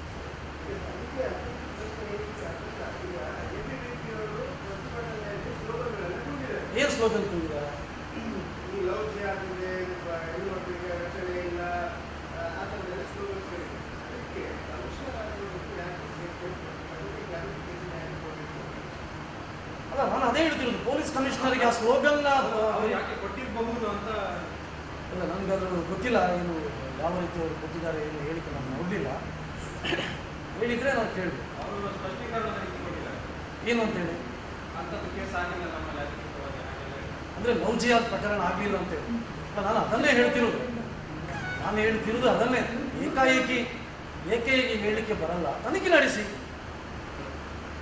ಇದರ ಹಿಂದೆ ಯಾರ್ಯಾರು ಇದ್ದಾರೆ, ಅವರ ಸ್ನೇಹಿತರು ಯಾರಿದ್ದಾರೆ, ಯಾತಕ್ಕೋಸ್ಕರ ನಮಗೆ ಬಂದ ಮಾಹಿತಿ ಪ್ರಕಾರ 2 ವರ್ಷದ ಹಿಂದೆ ಅವಳ ಹಿಂದೆ ಇದ್ದಾನೆ ಎಂಬಂತ ಮಾಹಿತಿ ಬರ್ತಾ ಇದೆ. ಅದಕ್ಕೋಸ್ಕರ ಯಾಕೆ 2 ವರ್ಷದ ಹಿಂದೆ ಅವಳ ಹಿಂದೆ ಬೀಳಬೇಕು, ಯಾಕೆ ಅವಳನ್ನು ಬಲವಂತ ಮಾಡಬೇಕು, ಯಾಕೆ ಅವಳಿಗೆ ಕಿರುಕುಳವನ್ನು ಕೊಡಬೇಕು? ತನಿಖೆ ನಡೆಸಲಿ, ತನಿಖೆ ನಡೆಸಿದ ನಂತರ ಉತ್ತರ ಕೊಡಲಿ ಅವರು. ಮತ್ತೆ ABP ಅವರು ಯಾಕೆ ಇದನ್ನು ಪ್ರತಿಭಟನೆ ಯಾಕೆ ಮಾಡ್ತಾರೆ? ಕಣ್ಣೆದುರು ಆಗ್ತಾ ಇದೆ. 1-2 ಘಟನೆಗಳಲ್ಲ, ಇದು 10 ಘಟನೆಗಳು ಇವತ್ತು ರಾಜ್ಯದಲ್ಲಿ ಆಗಿದೆ. ಅದಕ್ಕೋಸ್ಕರ ಪ್ರತಿಭಟನೆ ಮಾಡುವುದು ಸಹಜ. ಆ ಪ್ರತಿಭಟನೆ ಮಾಡುವುದು ಯಾಕೆಂದ್ರೆ ನಮ್ಮ ವಿದ್ಯಾರ್ಥಿನಿ ಕೊಲೆ ಆಗಿದ್ದಾರೆ. ಹತ್ಯೆ ಆಗಿದೆ ಬರ್ಬರವಾಗಿ. ಎಲ್ಲ ಕಾಲೇಜು ವಿದ್ಯಾರ್ಥಿನ ಎದುರುಗಡೆ ಈ ರೀತಿ ಹತ್ಯೆ ಮಾಡೋದಂದ್ರೆ ಇದು ಕಾನೂನು ಎಲ್ಲಿ ಹೋಗ್ತಾ ಇದೆ? ಕಾನೂನಿನ ಸುವ್ಯವಸ್ಥೆ. ಮತ್ತೆ ನಿಮ್ಮಲ್ಲಿ ಒಂದು ಹೆಲ್ಪ್ಲೈನ್ ಮಾಡಿದ್ರು ಆ ದಿವಸ, ಅದಕ್ಕೆ ಎಷ್ಟು ಕಾಲ್ ದೂರ ಬಂದಿದೆ ಅಥವಾ ನೀವು ಎಷ್ಟು ಅದನ್ನು ಅಟೆಂಡ್ ಮಾಡಿದ್ದೀರಿ? ಇವತ್ತು ಸಾಕಷ್ಟು ಹೆಲ್ಪ್ಲೈನಲ್ಲಿ ಸಾಕಷ್ಟು ದೂರುಗಳು ಬರ್ತಾ ಇದೆ. ಆ ದೂರನ್ನು ನಾವು ಯಾರಿಗೆ ತಲುಪಿಸಬೇಕು, ಪೊಲೀಸ್ ಅಧಿಕಾರಿಗಳಿಗೆ ತಲುಪಿಸುವಂಥ ಕೆಲಸವನ್ನು ಮಾಡ್ತಾ ಇದ್ದೇವೆ. ಬಹುಶಃ ಪ್ರತಿ ತಿಂಗಳು 20ರಿಂದ ಹೆಚ್ಚು ದೂರುಗಳು ಆ ಹೆಲ್ಪ್ಲೈನ್ಗೆ ಬರ್ತಾ ಇದೆ. ನಮ್ಮ ಜಿಲ್ಲೆಯಲ್ಲಿ ಸೌಜನ್ಯ ನೋಟಿಗೆ ಸಂಬಂಧಪಟ್ಟಂತೆ ಪೂರ್ವ ಪೋಷಕರು ಕೂಡ ಹೋರಾಟ ಮಾಡ್ತಾ ಇದ್ದಾರೆ. ಈ ಸಲ ಎಲೆಕ್ಷನ್ನಲ್ಲಿ ಅವರು ನೋಟ ಚಲಾವಣೆ ಮಾಡಿ ಅಂತ ಕ್ಯಾಂಪೇನ್ ಮಾಡ್ತಾರೆ. ಇದರ ಬಗ್ಗೆ VSP ಏನು ಬೆಂಬಲ ಕೊಡ್ತಾರೆ, ಏನು ನಿಲುವು ಏನು? ನೋಡಿ, ಅದು ಸೌಜನ್ಯ ಇರ್ಬೋದು ಅಥವಾ ಇನ್ಯಾವುದೇ ಹೆಣ್ಮಗಳು ಇರ್ಬೋದು, ಪ್ರತಿಯೊಬ್ಬ ಹೆಣ್ಮಗಳಿಗೆ ನ್ಯಾಯ ಸಿಗಬೇಕೆಂಬುದೇ ವಿಶ್ವ ಹಿಂದೂ ಪರಿಷತ್ನ ಆಗ್ರಹ. ಹಾಗಾಗಿ ಸೌಜನ್ಯನಿಗೆ ಕೂಡ ಇವತ್ತು ನ್ಯಾಯ ಸಿಗಬೇಕು. ಇವತ್ತು ಕೇಸು ನ್ಯಾಯಾಲಯದಲ್ಲಿದೆ. ನ್ಯಾಯಾಲಯದಿಂದ ಇವತ್ತು ಹೈಕೋರ್ಟ್ ಮೆಟ್ಟಲೇರಿದೆ. ಅದಕ್ಕೋಸ್ಕರ ಹೈಕೋರ್ಟ್ ಕೂಡ ಇವತ್ತು ಗಂಭೀರವಾಗಿ ಇದನ್ನು ನೋಡ್ತಾ ಇದೆ. ಅದಕ್ಕೋಸ್ಕರ ವಿಶ್ವ ಹಿಂದೂ ಪರಿಷತ್ ಕೂಡ ಇವತ್ತು ಆಗ್ರಹ ಮಾಡ್ತಾ ಇದೆ. ಯಾರು ನೈಜವಾದ ಆರೋಪಿ ಇದ್ದಾನೆ ಸೌಜನ್ಯ ಕೇಸಲ್ಲಿ, ಅವನಿಗೆ ಶಿಕ್ಷೆ ಆಗಲೇಬೇಕು. ಇದು ವಿಶ್ವ ಹಿಂದೂ ಪರಿಷತ್ನ ಆಗ್ರಹ. ನೋಟ ಅಭಿಯಾನದ ಬಗ್ಗೆ, ಈ ಚುನಾವಣೆ ಸಂದರ್ಭದಲ್ಲಿ ನೋಟ ಮಾಡಿದರೆ ಅದಕ್ಕೆ ನ್ಯಾಯ ಸಿಗುವ ಸಾಧ್ಯತೆ ಇದೆಯಾ? ಹೇಗೆ ನೋಡಿ, ನನಗೆ ಗೊತ್ತಿಲ್ಲ ಅವರು ಯಾವ ಅಭಿಯಾನದ ಮುಖಾಂತರ ಅದಕ್ಕೆ ನ್ಯಾಯ ಸಿಗ್ತದೆ ಎಂಬ ದೃಷ್ಟಿಯಿಂದ ಅಭಿಯಾನವನ್ನು ಕೈಗೊಂಡಿದ್ದಾರೆ. ದೇಶ ಪ್ರಜಾಪ್ರಭುತ್ವದಲ್ಲಿ ನೋಟಕ್ಕೂ ಕೂಡ ಒಂದು ವ್ಯವಸ್ಥೆಯನ್ನು ಚುನಾವಣೆ ಕೊಟ್ಟಿದೆ. ಹಾಗಾಗಿ ಅವರು ಅವರ ಅಭಿಪ್ರಾಯವನ್ನು ವ್ಯಕ್ತ ಮಾಡಿದ್ದಾರೆ. ಬಹುಶಃ ನೋಡೋಣ, ಚುನಾವಣೆ ಆಗಲಿ, ಗೊತ್ತಾಗುತ್ತೆ ಯಾವ ರೀತಿ ಅವ್ರದ್ದು ಅಭಿಯಾನ ನಡೆದಿದೆ, ಯಾವ ರೀತಿ ನಡೀತಾ ಇದೆ ಅಂತ.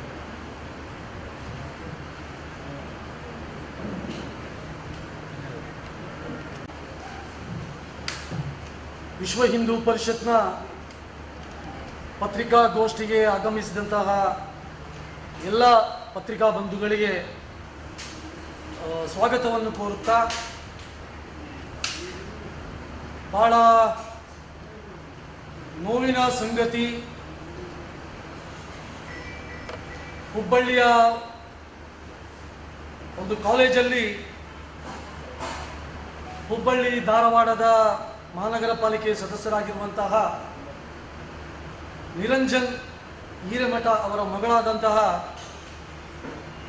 ನೇಹ ಎಂಬ ವಿದ್ಯಾರ್ಥಿನಿಯನ್ನು ನಿನ್ನೆ ಒಬ್ಬ ಇಸ್ಲಾಮಿಕ್ ಭಯೋತ್ಪಾದಕ, ಜಿಹಾದಿ ಮಾನಸಿಕತೆ ಇರುವಂತಹ ಫಯಾಜ್ ಬಹಳ ಬರ್ಬರವಾಗಿ ಆ ಯುವತಿಯನ್ನು ಹತ್ಯೆ ಮಾಡಿದ್ದಾನೆ. ಈ ಘಟನೆಯನ್ನು ವಿಶ್ವ ಹಿಂದೂ ಪರಿಷತ್, ಬಜರಂಗದಳ, ದುರ್ಗವಾಹಿನಿ ಬಹಳ ತೀವ್ರವಾಗಿ ನಾವಿದನ್ನು ಖಂಡಿಸುತ್ತೇವೆ.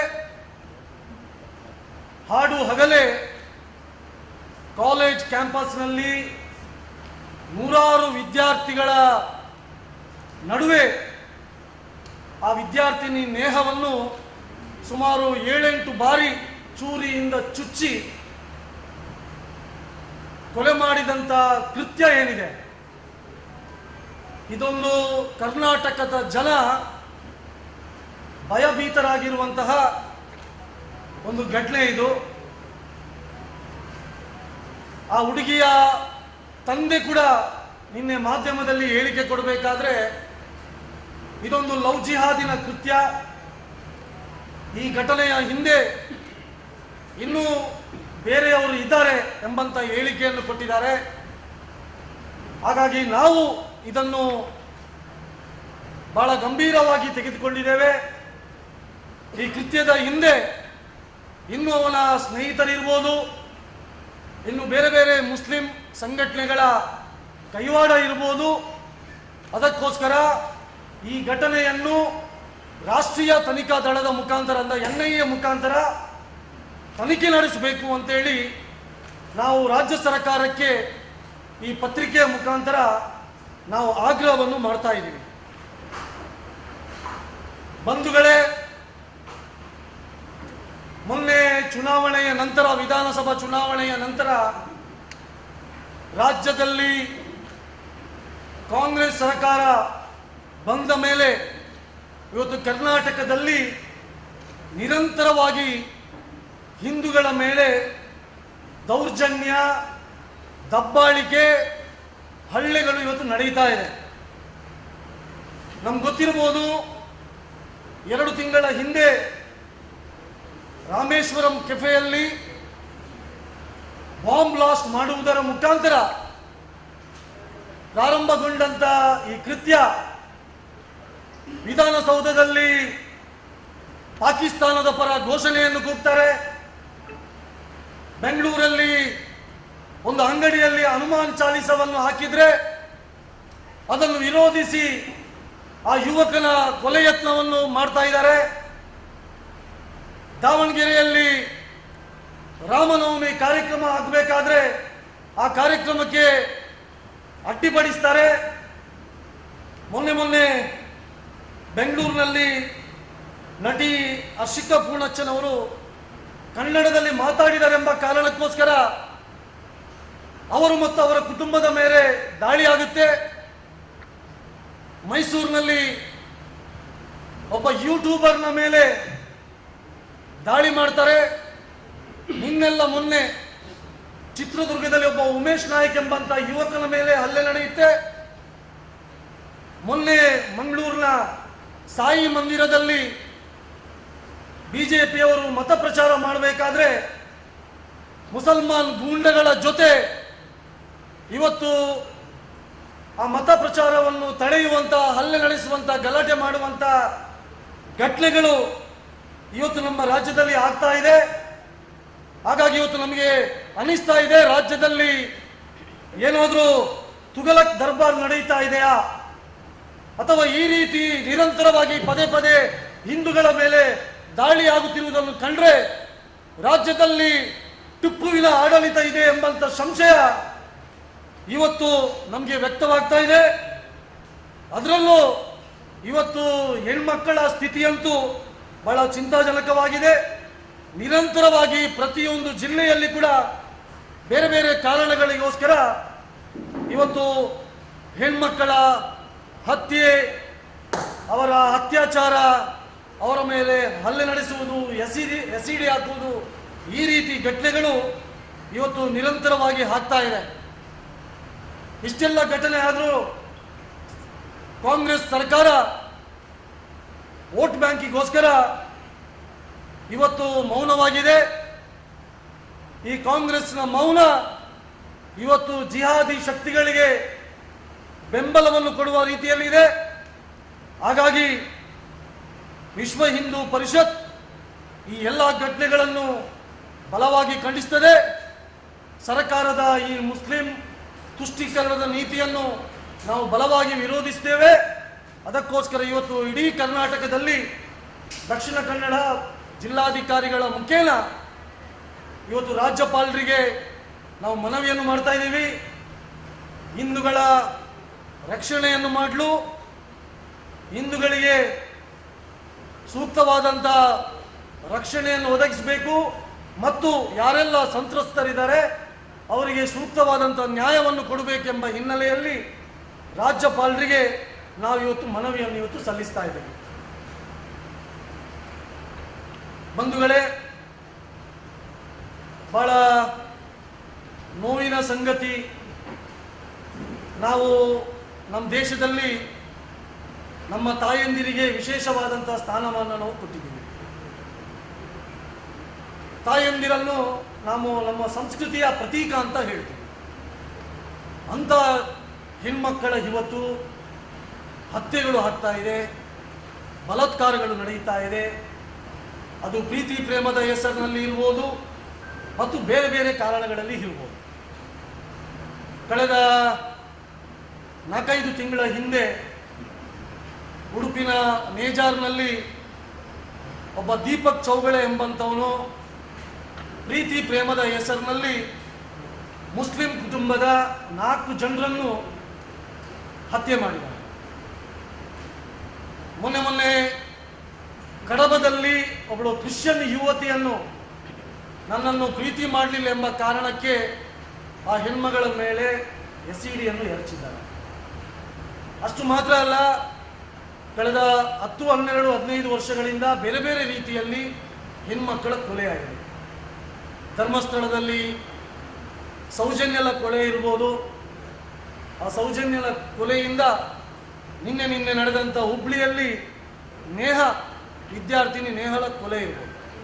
ಹಾಗಾಗಿ ಇವತ್ತು ಹೆಣ್ಮಕ್ಕಳಿಗೆ ರಕ್ಷಣೆ ಅವಶ್ಯಕತೆ ಇದೆ. ಅದಕ್ಕೋಸ್ಕರ ನಾನು ಸರ್ಕಾರಕ್ಕೆ ಆಗ್ರಹವನ್ನು ಮಾಡ್ತಾ ಇದ್ದೀನಿ. ಹೇಗೆ ಇವತ್ತು ಪಂಜಾಬ್ನಲ್ಲಿ ಸಿಖ್ ಮಹಿಳೆಯರಿಗೆ ಅಲ್ಲಿಯ ಸಂಸ್ಕೃತಿಯ ಪ್ರಕಾರ ಕಿರ್ಫಾನ್ ಎಂಬಂಥ ಒಂದು ಕಿರುಕತ್ತಿ ಅದನ್ನು ಇಟ್ಕೊಳ್ಳಿಕ್ಕೆ ಇವತ್ತು ಅವಕಾಶ ಇದೆ. ಅದಕ್ಕೋಸ್ಕರ ಕರ್ನಾಟಕದಲ್ಲೂ ಕೂಡ ನಾನು ಎಲ್ಲ ಮಹಿಳೆಯರಿಗೆ, ಎಲ್ಲ ಯುವತಿಯರಿಗೆ ತನ್ನ ಆತ್ಮರಕ್ಷಣೆಗೋಸ್ಕರ ಇವತ್ತು ನಡೆಯುತ್ತಿರುವಂಥ ಎಲ್ಲ ಘಟನೆಗಳನ್ನು ಎದುರಿಸಲು, ಕಿರುಕತ್ತಿಯನ್ನು ಹಿಡಿಯಲು, ಕಿರುಕತ್ತಿಯನ್ನು ತನ್ನ ಜೊತೆ ಇಡಲು ಅನುಮತಿಯನ್ನು ಕೊಡಬೇಕು ಅಂತೇಳಿ ನಾನು ಕರ್ನಾಟಕದ ರಾಜ್ಯ ಸರ್ಕಾರಕ್ಕೆ ಈ ಸಂದರ್ಭದಲ್ಲಿ ನಾನು ಆಗ್ರಹವನ್ನು ಮಾಡ್ತಾ ಇದ್ದೀನಿ. ಅಷ್ಟು ಮಾತ್ರ ಅಲ್ಲ, ಇವತ್ತು ಹೆಣ್ಮಕ್ಕಳಿಗೆ ಅವರ ಆತ್ಮರಕ್ಷಣೆಗೆ ಒಂದು ವಿಶೇಷವಾದಂತಹ ತರಬೇತಿ ಶಿಬಿರವನ್ನು ಕೂಡ ಆಯೋಜನೆ ಮಾಡಬೇಕು ಅಂತೇಳಿ ರಾಜ್ಯ ಸರ್ಕಾರಕ್ಕೆ ಈ ಸಂದರ್ಭದಲ್ಲಿ ನಾನು ವಿನಂತಿಯನ್ನು ಈ ಪತ್ರಿಕಾ ಮಾಧ್ಯಮದ ಮುಖಾಂತರ ನಾನು ವಿನಂತಿಯನ್ನು ಮಾಡ್ತಾ ಇದ್ದೀನಿ. ಸರ್ಕಾರದ ಕಡೆಯಿಂದ ಅವರ ಪ್ರತಿಕ್ರಿಯೆ ಅಂದರೆ ಅದು ವೈಯಕ್ತಿಕ ವಿಚಾರ ಹಾಗೆ ನೋಡಿ, ಸರ್ಕಾರ ಹೇಳಿರ್ಬೋದು, ಒಬ್ಬಳು ತನ್ನ ಮನೆಯಲ್ಲಿ ಮಗಳ ಕೊಲೆಯಾಗಿದೆ, ಅವರ ತಂದೆ ಸ್ಪಷ್ಟವಾಗಿ ಹೇಳಿದ್ದಾರೆ, ಅವನು ನಿರಂತರವಾಗಿ ನನ್ನ ಮಗಳಿಗೆ ಕಿರುಕುಳವನ್ನು ಕೊಡ್ತಾ ಇದ್ದ, ಅದಕ್ಕೋಸ್ಕರ ಇವತ್ತು ಕೊಲೆ ಆಗಿದೆ, ಇದೊಂದು ಲವ್ ಜಿಹಾದ್ ಅಂತೇಳಿ ಇವತ್ತು ಅವಳ ತಂದೆ ಹೇಳಿದ್ದಾರೆ. ಅದಕ್ಕೋಸ್ಕರ ಇದಕ್ಕಿಂತ ದೊಡ್ಡದಾದಂಥ ಸಾಕ್ಷಿ ಇನ್ನೊಂದು ಬೇಡ. ಅದಕ್ಕೋಸ್ಕರ ಖಂಡಿತವಾಗಲೂ ಇದೊಂದು ಲವ್ ಜಿಹಾದ್ ಪ್ರಕರಣ. ಇದರ ಹಿಂದೆ ಕೇವಲ ಫಯಾಜ್ ಮಾತ್ರ ಅಲ್ಲ, ಇವನಿಗೆ ಸಹಕಾರ ಕೊಡುವ ದೃಷ್ಟಿಯಲ್ಲಿ 3-4 ಜನ ಅವನ ಸ್ನೇಹಿತರಿದ್ದಾರೆ. ಇದರ ಹಿಂದೆ ಮುಸ್ಲಿಂ ಮೂಲಭೂತವಾದಿ ಸಂಘಟನೆಗಳ ಕೈವಾಡನೂ ಇರಬಹುದು. ಅದಕ್ಕೋಸ್ಕರ ನಾವು ಇದೊಂದು ಲವ್ ಜಿಹಾದ್ ಪ್ರಕರಣ ಅಂತ ಹೇಳ್ತಾ ಇದ್ದೀವಿ. ಅದಕ್ಕೋಸ್ಕರ ಇದನ್ನು NIA ತನಿಖೆ ಮಾಡಬೇಕು. ಇದರ ಸತ್ಯಾಂಶ ಹೊರಗೆ ಬರಬೇಕಾದ್ರೆ ಈ ರೀತಿಯ ದೊಡ್ಡ ಮಟ್ಟದ ತನಿಖೆ ಆದರೆ ಇದು ಸತ್ಯ ಹೊರಗೆ ಬರುತ್ತೆ. ಕೇವಲ ಈ ಪ್ರಕರಣ ಮಾತ್ರ ಅಲ್ಲ, ಕರ್ನಾಟಕದಲ್ಲಿ 10 ಪ್ರಕರಣಗಳು ಈ ರೀತಿಯ ಘಟನೆಗಳು ನಡೆದಿದೆ. ಇದರ ಹಿಂದೆ ಅದೊಂದು ಇಸ್ಲಾಮಿಕ್ ಕೃತ್ಯ, ಇದು ಲವ್ ಜಿಹಾದಿನ ಕೃತ್ಯ. ಅದಕ್ಕೋಸ್ಕರ ಇದು ಕೂಡ ಇದರ ಲವ್ ಜಿಹಾದಿನ ಮುಂದುವರಿದ ಭಾಗ ಅಂತ ಹೇಳಲಿಕ್ಕೆ ನಾನು ಬಹಳ ಸ್ಪಷ್ಟವಾಗಿ ಇದನ್ನು ಹೇಳ್ತಾ ಇದ್ದೀನಿ.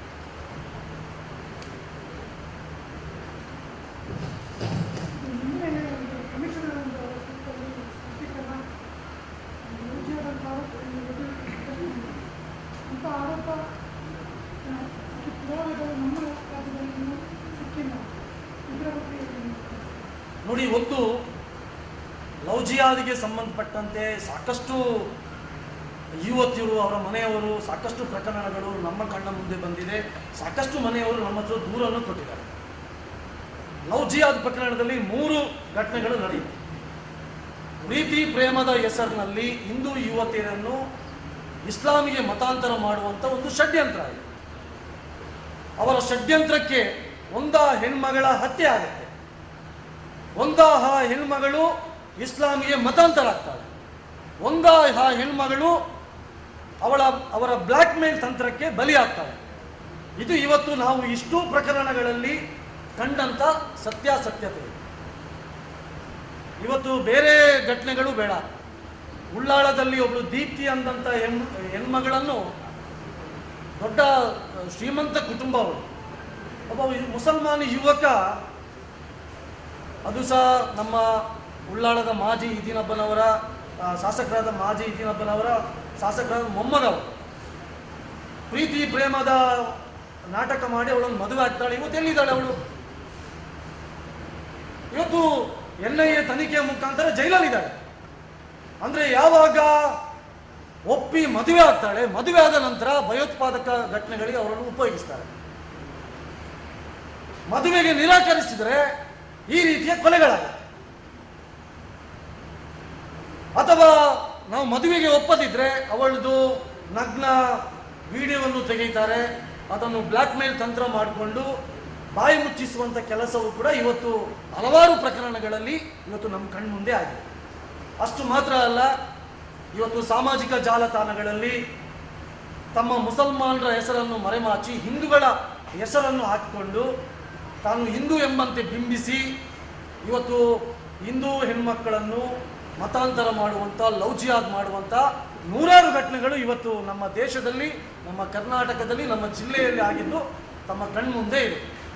ಅದಕ್ಕೋಸ್ಕರ ಇದರ ಇರುವಂಥ ಒಂದೇ ಉದ್ದೇಶ, ಲವ್ ಜಿಹಾದಿನ ಮುಖಾಂತರ ಹೆಣ್ಮಕ್ಕಳನ್ನು ಪ್ರೀತಿ ಪ್ರೇಮದ ಹೆಸರಿನಲ್ಲಿ ಇಸ್ಲಾಮಿಗೆ ಮತಾಂತರ ಮಾಡುವಂಥ ಷಡ್ಯಂತ್ರ.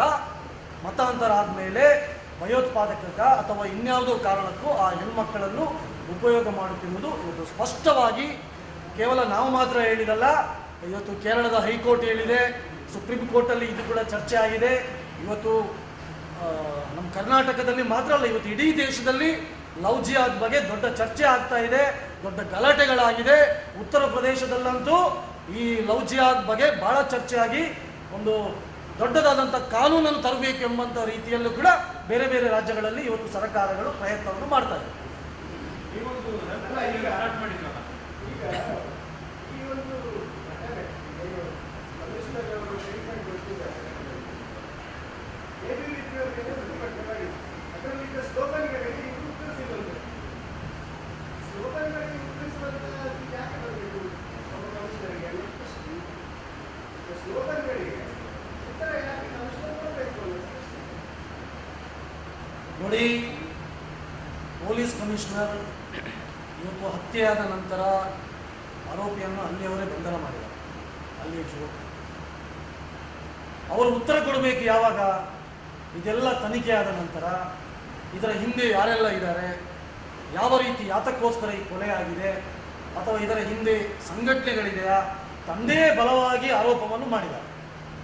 ಇದೊಂದು ಲವ್ ಜಿಹಾದ್ ಕೃತ್ಯ ಅಂತೇಳಿ ತನಿಖೆಯಾದ ನಂತರ ಇವರು ಉತ್ತರವನ್ನು ಕೊಡಬೇಕು ಪೊಲೀಸ್ ಕಮಿಷನರ್.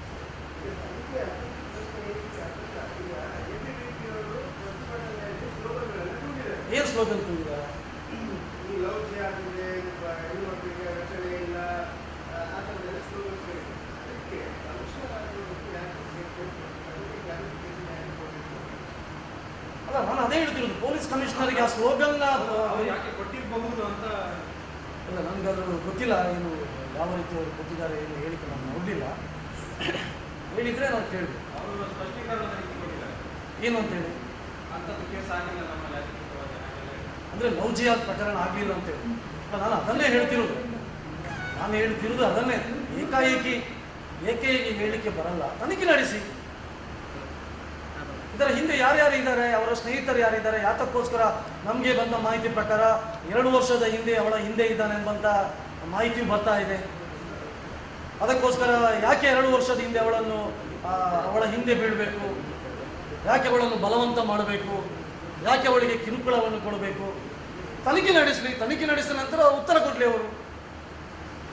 ಮತ್ತೆ ABP ಅವರು ಯಾಕೆ ಇದನ್ನು ಪ್ರತಿಭಟನೆ ಯಾಕೆ ಮಾಡ್ತಾರೆ? ಕಣ್ಣೆದುರು ಆಗ್ತಾ ಇದೆ. 1-2 ಘಟನೆಗಳಲ್ಲ, ಇದು 10 ಘಟನೆಗಳು ಇವತ್ತು ರಾಜ್ಯದಲ್ಲಿ ಆಗಿದೆ. ಅದಕ್ಕೋಸ್ಕರ ಪ್ರತಿಭಟನೆ ಮಾಡುವುದು ಸಹಜ. ಆ ಪ್ರತಿಭಟನೆ ಮಾಡುವುದು ಯಾಕೆಂದ್ರೆ ನಮ್ಮ ವಿದ್ಯಾರ್ಥಿನಿ ಕೊಲೆ ಆಗಿದ್ದಾರೆ, ಹತ್ಯೆ ಆಗಿದೆ ಬರ್ಬರವಾಗಿ. ಎಲ್ಲ ಕಾಲೇಜು ವಿದ್ಯಾರ್ಥಿನಿ ಎದುರುಗಡೆ ಈ ರೀತಿ ಹತ್ಯೆ ಮಾಡುವುದಂದ್ರೆ ಇದು ಕಾನೂನು ಎಲ್ಲಿ ಹೋಗ್ತಾ ಇದೆ? ಕಾನೂನಿನ ಸುವ್ಯವಸ್ಥೆ. ಮತ್ತೆ ನಿಮ್ಮಲ್ಲಿ ಒಂದು ಹೆಲ್ಪ್ಲೈನ್ ಮಾಡಿದ್ರು ಆ ದಿವಸ, ಅದಕ್ಕೆ ಎಷ್ಟು ಕಾಲ್ ಬಂದಿದೆ ಅಥವಾ ನೀವು ಎಷ್ಟು ಅದನ್ನ ಅಟೆಂಡ್ ಮಾಡಿದ್ದೀರಿ? ಇವತ್ತು ಸಾಕಷ್ಟು ಹೆಲ್ಪ್ಲೈನಲ್ಲಿ ಸಾಕಷ್ಟು ದೂರುಗಳು ಬರ್ತಾ ಇದೆ. ಆ ದೂರನ್ನು ನಾವು ಯಾರಿಗೆ ತಲುಪಿಸಬೇಕು, ಪೊಲೀಸ್ ಅಧಿಕಾರಿಗಳಿಗೆ ತಲುಪಿಸುವಂಥ ಕೆಲಸವನ್ನು ಮಾಡ್ತಾ ಇದ್ದೇವೆ. ಬಹುಶಃ ಪ್ರತಿ ತಿಂಗಳು 20ರಿಂದ ಹೆಚ್ಚು ದೂರುಗಳು ಆ ಹೆಲ್ಪ್ಲೈನ್ಗೆ ಬರ್ತಾ ಇದೆ. ನಮ್ಮ ಜಿಲ್ಲೆಯಲ್ಲಿ ಸೌಜನ್ಯ ನೋಟಿಗೆ ಸಂಬಂಧಪಟ್ಟಂತೆ ಪೌರ ಪೋಷಕರು ಕೂಡ ಹೋರಾಟ ಮಾಡ್ತಾ ಇದ್ದಾರೆ. ಈ ಸಲ ಎಲೆಕ್ಷನ್ಗೆ ಅವರು ನೋಟ ಚಲಾವಣೆ ಮಾಡೋದಂತ ಕ್ಯಾಂಪೇನ್ ಮಾಡ್ತಾರೆ. ಇದರ ಬಗ್ಗೆ VSP ಏನು ಬೆಂಬಲ ಏನು ನಿಲುವು ಏನು? ನೋಡಿ, ಅದು ಸೌಜನ್ಯ ಇರ್ಬೋದು ಅಥವಾ ಇನ್ಯಾವುದೇ ಹೆಣ್ಮಗಳು ಇರ್ಬೋದು, ಪ್ರತಿಯೊಬ್ಬ ಹೆಣ್ಮಗಳಿಗೆ ನ್ಯಾಯ ಸಿಗಬೇಕೆಂಬುದೇ ವಿಶ್ವ ಹಿಂದೂ ಪರಿಷತ್ನ ಆಗ್ರಹ. ಹಾಗಾಗಿ ಸೌಜನ್ಯನಿಗೆ ಕೂಡ ಇವತ್ತು ನ್ಯಾಯ ಸಿಗಬೇಕು. ಇವತ್ತು ಕೇಸು ನ್ಯಾಯಾಲಯದಲ್ಲಿದೆ. ನ್ಯಾಯಾಲಯದಿಂದ ಇವತ್ತು ಹೈಕೋರ್ಟ್ ಮೆಟ್ಟಲೇರಿದೆ.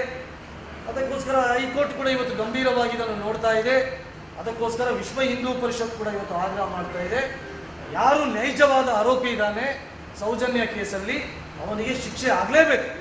ಇದು ವಿಶ್ವ ಹಿಂದೂ ಪರಿಷತ್ನ ಆಗ್ರಹ. ನೋಟ ಅಭಿಯಾನದ ಬಗ್ಗೆ, ಈ ಚುನಾವಣೆ ಸಂದರ್ಭದಲ್ಲಿ ನೋಟ ಮಾಡಿದರೆ ಅದಕ್ಕೆ ನ್ಯಾಯ ಸಿಗುವ ಸಾಧ್ಯತೆ ಇದೆಯಾ? ನೋಡಿ, ನನಗೆ ಗೊತ್ತಿಲ್ಲ ಅವರು ಯಾವ ಅಭಿಯಾನದ ಮುಖಾಂತರ ಅದಕ್ಕೆ ನ್ಯಾಯ ಸಿಗ್ತದೆ ಎಂಬ ದೃಷ್ಟಿಯಿಂದ ಅಭಿಯಾನವನ್ನು ಕೈಗೊಂಡಿದ್ದಾರೆ. ದೇಶ ಪ್ರಜಾಪ್ರಭುತ್ವದಲ್ಲಿ ನೋಟಕ್ಕೂ ಕೂಡ ಒಂದು ವ್ಯವಸ್ಥೆಯನ್ನು ಚುನಾವಣೆ ಕೊಟ್ಟಿದೆ. ಹಾಗಾಗಿ ಅವರು ಅವರ ಅಭಿಪ್ರಾಯವನ್ನು ವ್ಯಕ್ತ ಮಾಡಿದ್ದಾರೆ. ಬಹುಶಃ ನೋಡೋಣ, ಚುನಾವಣೆ ಆಗಲಿ, ಗೊತ್ತಾಗುತ್ತೆ ಯಾವ ರೀತಿ ಅವ್ರದ್ದು ಅಭಿಯಾನ ನಡೆದಿದೆ, ಯಾವ ರೀತಿ ನಡೀತಾ ಇದೆ.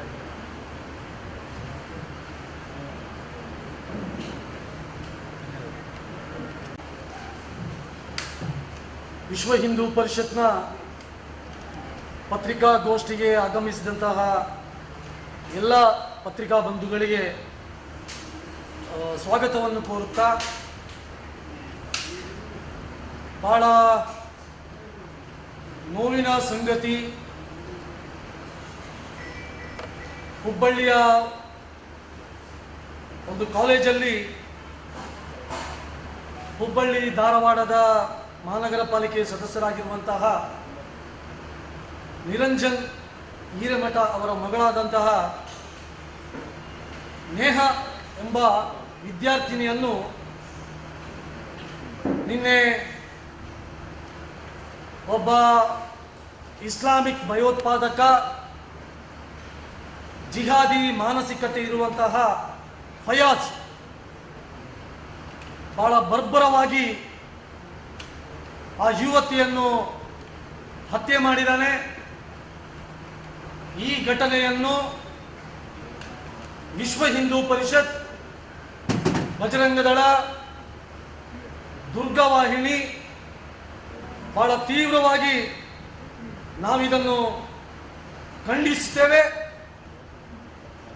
ಹಾಡು ಹಗಲೇ ಕಾಲೇಜ್ ಕ್ಯಾಂಪಸ್ನಲ್ಲಿ ನೂರಾರು ವಿದ್ಯಾರ್ಥಿಗಳ ನಡುವೆ ಆ ವಿದ್ಯಾರ್ಥಿನಿ ನೇಹವನ್ನು ಸುಮಾರು 7-8 ಬಾರಿ ಚೂರಿಯಿಂದ ಚುಚ್ಚಿ ಕೊಲೆ ಮಾಡಿದಂಥ ಕೃತ್ಯ ಏನಿದೆ, ಇದೊಂದು ಕರ್ನಾಟಕದ ಜನ ಭಯಭೀತರಾಗಿರುವಂತಹ ಒಂದು ಘಟನೆ ಇದು. ಆ ಹುಡುಗಿಯ ತಂದೆ ಕೂಡ ನಿನ್ನೆ ಮಾಧ್ಯಮದಲ್ಲಿ ಹೇಳಿಕೆ ಕೊಡಬೇಕಾದ್ರೆ ಇದೊಂದು ಲವ್ ಜಿಹಾದಿನ ಕೃತ್ಯ, ಈ ಘಟನೆಯ ಹಿಂದೆ ಇನ್ನೂ ಬೇರೆಯವರು ಇದ್ದಾರೆ ಎಂಬಂತ ಹೇಳಿಕೆಯನ್ನು ಕೊಟ್ಟಿದ್ದಾರೆ. ಹಾಗಾಗಿ ನಾವು ಇದನ್ನು ಬಹಳ ಗಂಭೀರವಾಗಿ ತೆಗೆದುಕೊಂಡಿದ್ದೇವೆ. ಈ ಕೃತ್ಯದ ಹಿಂದೆ ಇನ್ನು ಅವನ ಸ್ನೇಹಿತರಿರ್ಬೋದು, ಇನ್ನು ಬೇರೆ ಬೇರೆ ಮುಸ್ಲಿಂ ಸಂಘಟನೆಗಳ ಕೈವಾಡ ಇರ್ಬೋದು. ಅದಕ್ಕೋಸ್ಕರ ಈ ಘಟನೆಯನ್ನು ರಾಷ್ಟ್ರೀಯ ತನಿಖಾ ದಳದ ಮುಖಾಂತರ, NIA ಮುಖಾಂತರ ತನಿಖೆ ನಡೆಸಬೇಕು ಅಂತೇಳಿ ನಾವು ರಾಜ್ಯ ಸರ್ಕಾರಕ್ಕೆ ಈ ಪತ್ರಿಕೆಯ ಮುಖಾಂತರ ನಾವು ಆಗ್ರಹವನ್ನು ಮಾಡ್ತಾ ಇದ್ದೀವಿ. ಬಂಧುಗಳೇ, ಮೊನ್ನೆ ಚುನಾವಣೆಯ ನಂತರ, ವಿಧಾನಸಭಾ ಚುನಾವಣೆಯ ನಂತರ ರಾಜ್ಯದಲ್ಲಿ ಕಾಂಗ್ರೆಸ್ ಸರ್ಕಾರ ಬಂದ ಮೇಲೆ ಇವತ್ತು ಕರ್ನಾಟಕದಲ್ಲಿ ನಿರಂತರವಾಗಿ ಹಿಂದೂಗಳ ಮೇಲೆ ದೌರ್ಜನ್ಯ, ದಬ್ಬಾಳಿಕೆ, ಹಲ್ಲೆಗಳು ಇವತ್ತು ನಡೀತಾ ಇದೆ. ನಮ್ಗೆ ಗೊತ್ತಿರಬಹುದು, 2 ತಿಂಗಳ ಹಿಂದೆ ರಾಮೇಶ್ವರಂ ಕೆಫೆಯಲ್ಲಿ ಬಾಂಬ್ ಬ್ಲಾಸ್ಟ್ ಮಾಡುವುದರ ಮುಖಾಂತರ ಪ್ರಾರಂಭಗೊಂಡಂತ ಈ ಕೃತ್ಯ ವಿಧಾನಸೌಧದಲ್ಲಿ ಪಾಕಿಸ್ತಾನದ ಪರ ಘೋಷಣೆಯನ್ನು ಕೂಗ್ತಾರೆ. ಬೆಂಗಳೂರಲ್ಲಿ ಒಂದು ಅಂಗಡಿಯಲ್ಲಿ ಹನುಮಾನ್ ಚಾಲಿಸವನ್ನು ಹಾಕಿದ್ರೆ ಅದನ್ನು ವಿರೋಧಿಸಿ ಆ ಯುವಕನ ಕೊಲೆ ಯತ್ನವನ್ನು ಮಾಡ್ತಾ ಇದ್ದಾರೆ. ದಾವಣಗೆರೆಯಲ್ಲಿ ರಾಮನವಮಿ ಕಾರ್ಯಕ್ರಮ ಆಗಬೇಕಾದ್ರೆ ಆ ಕಾರ್ಯಕ್ರಮಕ್ಕೆ ಅಡ್ಡಿಪಡಿಸ್ತಾರೆ. ಮೊನ್ನೆ ಬೆಂಗಳೂರಿನಲ್ಲಿ ನಟಿ ಹರ್ಷಿಕಾ ಪೂರ್ಣಚ್ಚನವರು ಕನ್ನಡದಲ್ಲಿ ಮಾತಾಡಿದರೆಂಬ ಕಾರಣಕ್ಕೋಸ್ಕರ ಅವರು ಮತ್ತು ಅವರ ಕುಟುಂಬದ ಮೇಲೆ ದಾಳಿಯಾಗುತ್ತೆ. ಮೈಸೂರಿನಲ್ಲಿ ಒಬ್ಬ ಯೂಟ್ಯೂಬರ್ನ ಮೇಲೆ ದಾಳಿ ಮಾಡ್ತಾರೆ. ನಿನ್ನೆಲ್ಲ ಮೊನ್ನೆ ಚಿತ್ರದುರ್ಗದಲ್ಲಿ ಒಬ್ಬ ಉಮೇಶ್ ನಾಯಕ್ ಎಂಬಂತ ಯುವಕನ ಮೇಲೆ ಹಲ್ಲೆ ನಡೆಯುತ್ತೆ. ಮೊನ್ನೆ ಮಂಗಳೂರಿನ ಸಾಯಿ ಮಂದಿರದಲ್ಲಿ ಬಿಜೆಪಿಯವರು ಮತ ಪ್ರಚಾರ ಮಾಡಬೇಕಾದ್ರೆ ಮುಸಲ್ಮಾನ್ ಗೂಂಡಗಳ ಜೊತೆ ಇವತ್ತು ಆ ಮತ ಪ್ರಚಾರವನ್ನು ತಡೆಯುವಂತ, ಹಲ್ಲೆ ನಡೆಸುವಂತ, ಗಲಾಟೆ ಮಾಡುವಂತ ಘಟನೆಗಳು ಇವತ್ತು ನಮ್ಮ ರಾಜ್ಯದಲ್ಲಿ ಆಗ್ತಾ ಇದೆ. ಹಾಗಾಗಿ ಇವತ್ತು ನಮಗೆ ಅನಿಸ್ತಾ ಇದೆ, ರಾಜ್ಯದಲ್ಲಿ ಏನಾದರೂ ತುಗಲಕ್ ದರ್ಬಾರ್ ನಡೀತಾ ಇದೆಯಾ, ಅಥವಾ ಈ ರೀತಿ ನಿರಂತರವಾಗಿ ಪದೇ ಪದೇ ಹಿಂದೂಗಳ ಮೇಲೆ ದಾಳಿ ಆಗುತ್ತಿರುವುದನ್ನು ಕಂಡ್ರೆ ರಾಜ್ಯದಲ್ಲಿ ಟಿಪ್ಪುವಿನ ಆಡಳಿತ ಇದೆ ಎಂಬಂತ ಸಂಶಯ ಇವತ್ತು ನಮಗೆ ವ್ಯಕ್ತವಾಗ್ತಾ ಇದೆ. ಅದರಲ್ಲೂ ಇವತ್ತು ಹೆಣ್ಮಕ್ಕಳ ಸ್ಥಿತಿಯಂತೂ ಬಹಳ ಚಿಂತಾಜನಕವಾಗಿದೆ. ನಿರಂತರವಾಗಿ ಪ್ರತಿಯೊಂದು ಜಿಲ್ಲೆಯಲ್ಲಿ ಕೂಡ ಬೇರೆ ಬೇರೆ ಕಾರಣಗಳಿಗೋಸ್ಕರ ಇವತ್ತು ಹೆಣ್ಮಕ್ಕಳ ಹತ್ಯೆ, ಅವರ ಅತ್ಯಾಚಾರ, ಅವರ ಮೇಲೆ ಹಲ್ಲೆ ನಡೆಸುವುದು, ಎಸಿಡಿ ಹಾಕುವುದು, ಈ ರೀತಿ ಘಟನೆಗಳು ಇವತ್ತು ನಿರಂತರವಾಗಿ ಆಗ್ತಾ ಇದೆ. ಇಷ್ಟೆಲ್ಲ ಘಟನೆ ಆದರೂ ಕಾಂಗ್ರೆಸ್ ಸರ್ಕಾರ ವೋಟ್ ಬ್ಯಾಂಕಿಗೋಸ್ಕರ ಇವತ್ತು ಮೌನವಾಗಿದೆ. ಈ ಕಾಂಗ್ರೆಸ್ನ ಮೌನ ಇವತ್ತು ಜಿಹಾದಿ ಶಕ್ತಿಗಳಿಗೆ ಬೆಂಬಲವನ್ನು ಕೊಡುವ ರೀತಿಯಲ್ಲಿದೆ. ಹಾಗಾಗಿ ವಿಶ್ವ ಹಿಂದೂ ಪರಿಷತ್ ಈ ಎಲ್ಲ ಘಟನೆಗಳನ್ನು ಬಲವಾಗಿ ಖಂಡಿಸುತ್ತದೆ. ಸರ್ಕಾರದ ಈ ಮುಸ್ಲಿಂ ತುಷ್ಟೀಕರಣದ ನೀತಿಯನ್ನು ನಾವು ಬಲವಾಗಿ ವಿರೋಧಿಸ್ತೇವೆ. ಅದಕ್ಕೋಸ್ಕರ ಇವತ್ತು ಇಡೀ ಕರ್ನಾಟಕದಲ್ಲಿ ದಕ್ಷಿಣ ಕನ್ನಡ ಜಿಲ್ಲಾಧಿಕಾರಿಗಳ ಮುಖೇನ ಇವತ್ತು ರಾಜ್ಯಪಾಲರಿಗೆ ನಾವು ಮನವಿಯನ್ನು ಮಾಡ್ತಾ ಇದ್ದೀವಿ. ಹಿಂದೂಗಳ ರಕ್ಷಣೆಯನ್ನು ಮಾಡಲು, ಹಿಂದೂಗಳಿಗೆ ಸೂಕ್ತವಾದಂಥ ರಕ್ಷಣೆಯನ್ನು ಒದಗಿಸಬೇಕು ಮತ್ತು ಯಾರೆಲ್ಲ ಸಂತ್ರಸ್ತರಿದ್ದಾರೆ ಅವರಿಗೆ ಸೂಕ್ತವಾದಂಥ ನ್ಯಾಯವನ್ನು ಕೊಡಬೇಕೆಂಬ ಹಿನ್ನೆಲೆಯಲ್ಲಿ ರಾಜ್ಯಪಾಲರಿಗೆ ನಾವು ಇವತ್ತು ಮನವಿಯನ್ನು ಇವತ್ತು ಸಲ್ಲಿಸ್ತಾ ಇದ್ದೇವೆ. ಬಂಧುಗಳೇ, ಬಹಳ ನೋವಿನ ಸಂಗತಿ, ನಾವು ನಮ್ಮ ದೇಶದಲ್ಲಿ ನಮ್ಮ ತಾಯಂದಿರಿಗೆ ವಿಶೇಷವಾದಂಥ ಸ್ಥಾನಮಾನ ನಾವು ಕೊಟ್ಟಿದ್ದೀವಿ.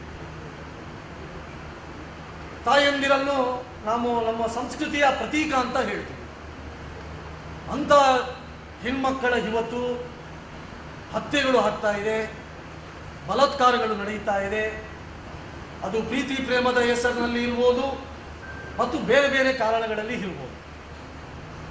ಕಳೆದ 4-5 ತಿಂಗಳ ಹಿಂದೆ ಉಡುಪಿನ ನೇಜಾರ್ನಲ್ಲಿ ಒಬ್ಬ ದೀಪಕ್ ಚೌಗಳೆ ಎಂಬಂಥವನು ಪ್ರೀತಿ ಪ್ರೇಮದ ಹೆಸರಿನಲ್ಲಿ ಮುಸ್ಲಿಂ ಕುಟುಂಬದ 4 ಜನರನ್ನು ಹತ್ಯೆ ಮಾಡಿದ್ದಾರೆ. ಮೊನ್ನೆ ಕಡಬದಲ್ಲಿ ಒಬ್ಬಳು ಕ್ರಿಶ್ಚಿಯನ್ ಯುವತಿಯನ್ನು ನನ್ನನ್ನು ಪ್ರೀತಿ ಮಾಡಲಿಲ್ಲ ಎಂಬ ಕಾರಣಕ್ಕೆ ಆ ಹೆಣ್ಮಗಳ ಮೇಲೆ ಎಸಿಡಿಯನ್ನು ಎರಚಿದ್ದಾರೆ. ಅಷ್ಟು ಮಾತ್ರ ಅಲ್ಲ, ಕಳೆದ 10, 12, 15 ವರ್ಷಗಳಿಂದ ಬೇರೆ ಬೇರೆ ರೀತಿಯಲ್ಲಿ ಹೆಣ್ಮಕ್ಕಳ ಕೊಲೆಯಾಗಿದೆ. ಧರ್ಮಸ್ಥಳದಲ್ಲಿ